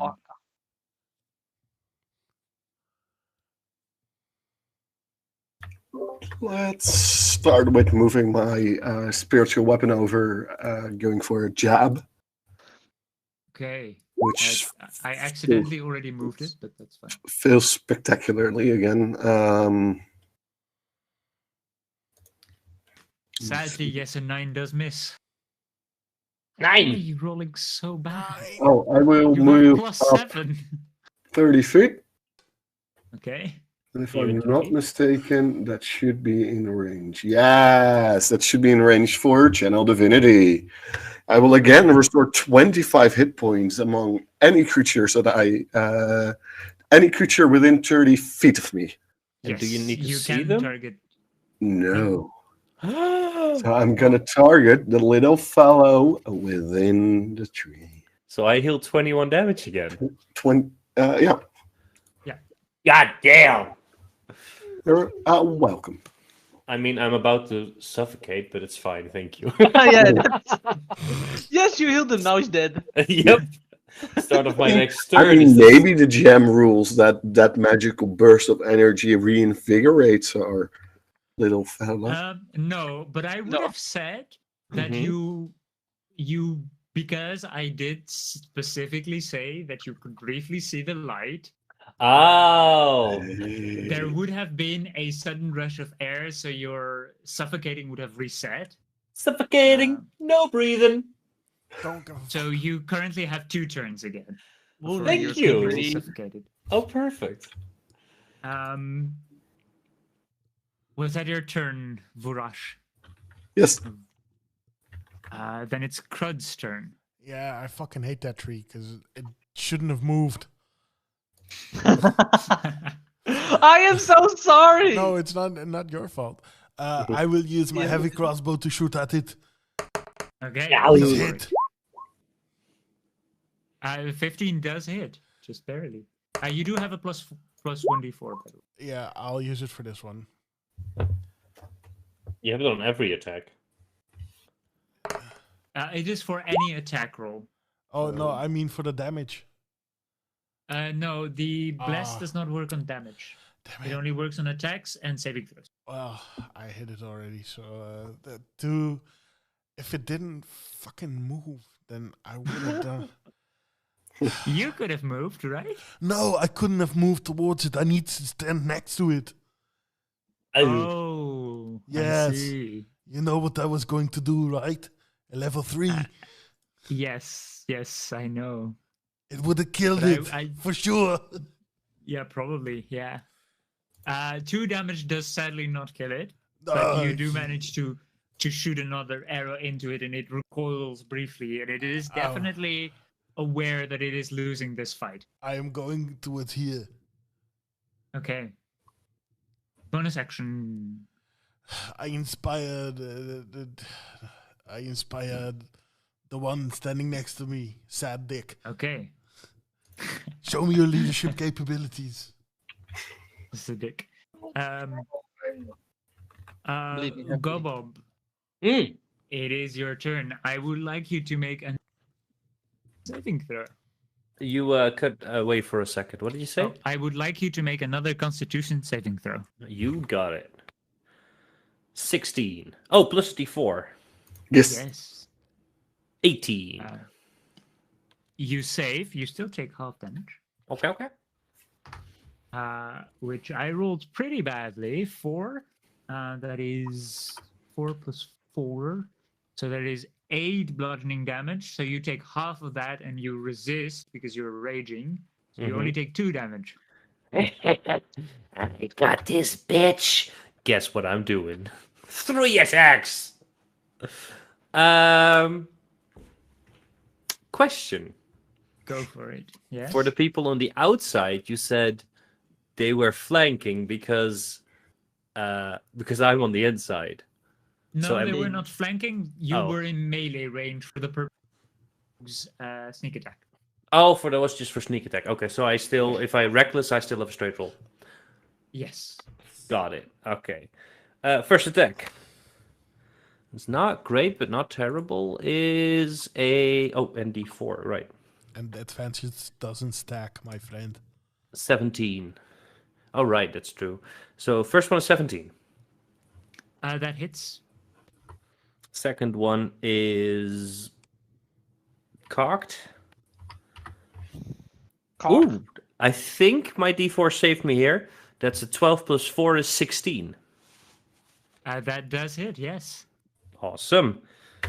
And that last one is 14 plus 1 is 15. I think And that's that it, also right? just barely hits, yeah. Oh, perfect. So that's 3 hits again. Where's my D? There's my trusty D12. First attack is a. I think it's a +4 in total. So 8 damage.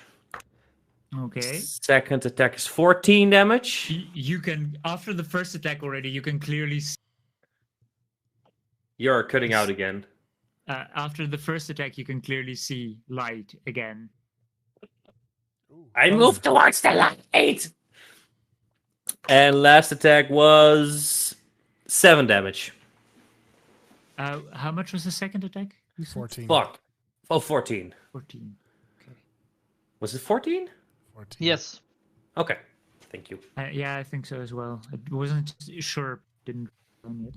I just have to calculate really quick if this is technically. Ooh. Close but no cigar. Yeah, you see, you are only held by some very weak vines, and you can clearly see the others, and the others can see you. I would say you are no longer blinded after these 3 attacks, and your adversary is very likely not to be able to do as much damage as it did before, because you have cut most of its thicker roots completely apart. It barely managed to hold on. As I see my allies on the outside, I scream towards them. Don't worry, I got this. That was your turn, Yes. Zadak. It's your turn now. All right. I hear the voice of my goblin friend, but I will get in there, and I will. Don't move him. Don't move it. I will try, and I will cut in this with my daggers. Okay, make an attack roll. You would have advantage because of your rogue. Yes. Your rogue shit. Come on. Come on, what? An 11 total sadly plus doesn't. a 1d4. 1d4. Yes. It could. It could. Plus 1d4. Give me a 4. Sadly, It's a no. 14. No. Let's try that Its again. roots just barely managed to dodge your dagger. I think it's a dagger. Yes. Yes. Let's try that again. Come on. 417 to hit. Yes, that definitely hits. For a total of 6 piercing damage. Technically, this is the first time you hit, so this Oh, would yeah, be a that's sneak done. attack. Then is it 14 damage? And yes, you cut through the few vines that are still encapsulating your friend, and you see the entire creature, that huge creature. You see it just collapse and just start to decompose, and even necrosis is setting in, as if its life is completely being drained at rapid pace. You have managed to defeat this shambling mound. And I will put up my hand. Come on, my goblin friend. I grab the hand. Hey. Thanks.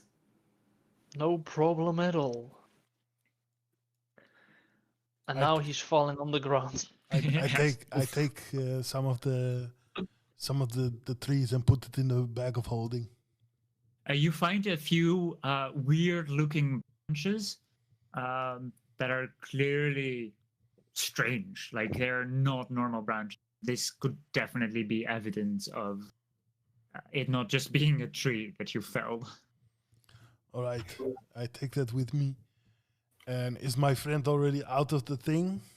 Yes, Yeah. he's out, and he's currently probably soaking wet. It was pretty moist inside, strangely. It's blood. Not mine, I swear. It's sap. Yes, it's tree sap. You're covered in tree sap, and you're pretty sticky. Krat is a bit Blood. frustrated and it's out on the wave. Third level. Which? Wait, which way? Which way? Of course. Yeah. The Where? creature. On all of them now. Okay. The side of the creature, 15 feet away. So it takes 19 damage, the fucker. Because it can't Okay. make a constitution save anymore. Yes. You just you push away and just completely destroy. You shatter the remains of this shambling mound, and pretty much nothing is recognizable. Only a few like vines, but they just could have been from the treetops or whatever. That's for resisting my cold damage, you fucker. This was personal. This was very personal. Crowd I'll did just so tap much him on damage the- that you reduced. It is not I'll fair. tap my my fellow Goliath on the shoulder and say, "Good work, tribe." No, thank you. I am too tired for this shit. Can we go back? I need a beer. Fucking hell. I need some healing. I healed, but you need. I need. Well, I only have 3 hit points left. Oh. I Is heal that a one lot? for 10 hit points. Well, thank you. And the other one. I'll gather everyone round, start telling the tale of what we've accomplished. The ooze, the shambling mounted creature the size of a house. We've torn down, and like for 10 minutes be orating, so I can heal everyone for. Don't forget about the troll. I don't need to heal. I've got my full hit points left. Hey. But I'm doing a prayer of healing for minimum healing for 14 to everyone. Oh. God damn it! Why do I roll? Why do I roll once on my 2d8? Why do I roll? Yeah, why do I even try? If you have a plus 12. Ah, Well, I'm exhausted. yes, let's go back and bring this trophy bin. It's gonna make us so much money. It Yes, I certainly think was so. a lot of fun, wasn't it, guys? It was. It Oh was. my god. I hardly had to move a finger. Ah, Same. Sadak. It was a good time. Oh, yes, Also, yes. Crud and for Rush. That's Mr. Wanna look at you. Okay, never mind. Sadak, Yes, Crud, you beer on me tonight. Sure. All right, thank you. Just don't pour it over me. Just drink it. No, it's for drinking. It's beer. What the fuck? said You beer all only? manage. You all walk and talk back, Yeah, I get it. recounting your crazy adventure, and you present the evidence, and you have performed above and beyond, and you are accepted into this organization. And I would say, let's try to calculate. It was a little bit too easy. We need a bigger challenge next time. Like a giant. Yeah. For me, it really was no problem at all. Yeah. A giant what? Giant Nope. Goliath. I hope next time they don't have cold damage resistance, because I fucking hate that. And That's the worst. I need a new axe. Barbara's not looking too sharp. I will Simply, heal your axe. your evidence that? of destroying the ooze and the shambling and the branches, the cell of the branches, plus the ears and bollocks of the troll And dick. Bull- And dick. and dick and the full dick. 2 balls and the full dick. Yeah, we got all of it in pieces. Yeah. We got a troll dick Lego set. There's a troll enthusiast out there that's gonna have a field day. It earns each of you 862 gold. And you are definitely accepted immediately, like a rank above. You're immediately like full on member. of this club, with whatever it entails. Mainly resources, and a very nice place of like a private room for everyone, Oh, and always food. Like there is always guaranteed food and drink in the take. Is there a like a either a pigsty or a place for the horses or? There is as well. Yes, there is a stables that is part of the take itself. I will find a hay bale in one of those things that has a roof, and that's gonna be my room. Okay. Very down to earth. That's the most luxurious stuff he's ever seen. Yes. And there is like a canteen with unlimited food for members. Good. Crowd is hungry. Yes. Let's drink. As we are eating and drinking, I slowly go towards each of you and try to whisper in your ear. do you like doing illegal shit? Or money? Sadak will say, always my friend. You want to meet my friends? Do you have friends? Yes. Is this an invitation to an orgy? No. Well, maybe. That could be arranged. I have not been invited before, but maybe. Well, if it gives me money, I always will. The thing I need to do. I think the orgy costs money. But I have friends who make money, but I cannot tell anyone. But I like you guys. Crud, are you in? Sorry, Crowd doesn't do stuff like that. No, you just murder innocent creatures in the forest. Yes, Crud, proud Innocent, for quote life. unquote. Crowd doesn't kill innocent creatures. Well, what did the troll do wrong? Well, Or we the had to- mount? we had to get the evidence that they were here. Yeah. And so- it definitely was hunting. Yeah. Of So- everything, the troll was the most aggressive thing that you had encountered. Godbob is just very, very, very confused about all of this because they were just trying to make a living. And so are we! Yes. Mhm. But he does not understand where Crud is coming from. Guys, follow me. Crud, we'll see you later. And he goes off. Bye. I would say we would end it there then. Mm-hmm. I'm Maybe going the with story Crud will be going, man. continued. I can do Maybe a there will very... be, I can do a very short, like, where are they now kind of credits roll and you see text on the screen. Well, you know where Crud is. Horse? in the canteen. Oh, in the canteen. But you know about Crud. You know about his secrets. Or No. Did you forget? Ripping off the rich. Yeah. Are we asking Godbob or are we asking me? Asking you. You. Oh, okay, then yeah, of course. No, I don't know. So the more you steal, the more I steal from you. Cool. That's The fine. richer you become, the bigger the target. Yeah. That's fine.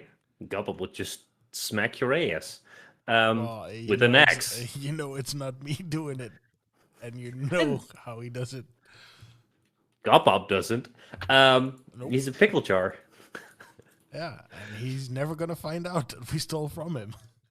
In the meantime, Godbob leads you to the well, not really sewers, but more like a nearby anthill kind of idea where there's like tunnels going underground, and there you meet someone who's clearly from some sort of secret criminal organization where there's a lot of smuggling in this town because no one gives a shit about this town. It's in the middle of nowhere.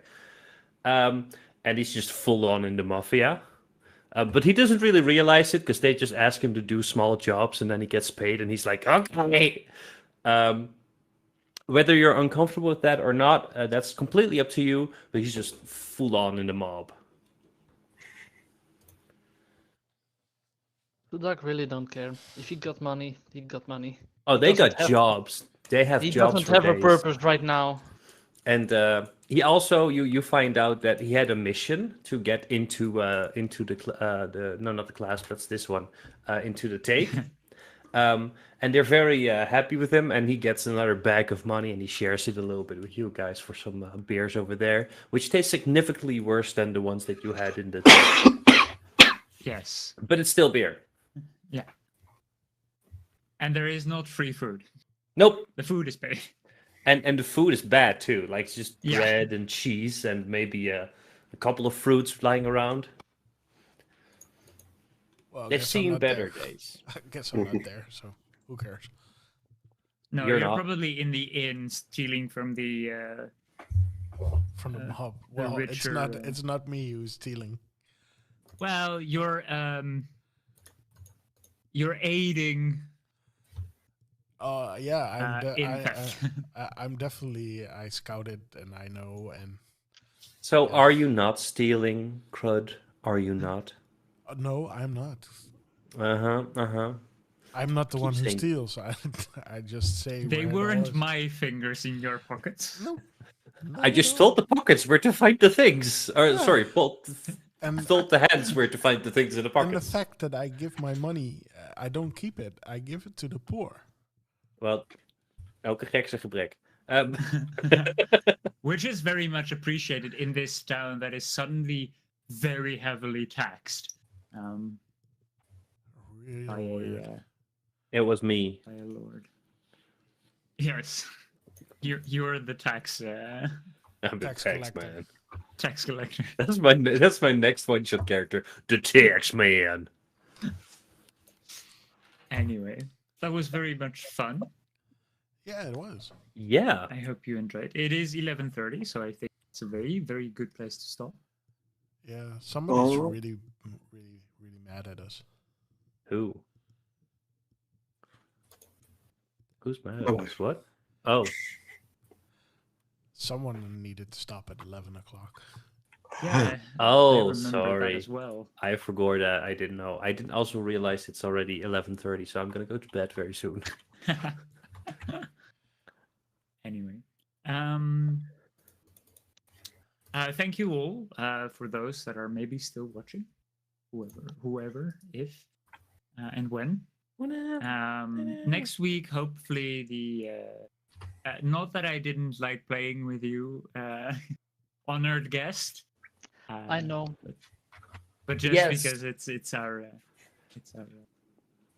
Well, thank you for bragging. joining us. No problem. It was a lot of fun. thank you. This might be some kind of news. Might be also good to inform you. There might be other one shots and or streams coming up on not on Mondays for reasons. It's the algorithm. It's the goddamn algorithm. Yes. For content reasons. So if that happens, we will just put it in the Agenda. Of thingy. course, I will see it. Go on, test. Go on, test. And perhaps we will have other guests and or maybe just some other kinds of things, either a Baldur's Gate stream or whatever else might be there. But heads up that might be coming. More content. More suffering. Everything is content. Everything is suffering. Anyway, Breasticles. thank you very much. Breasticles. Troll as dick and balls. always. Yes. Orc dick and balls.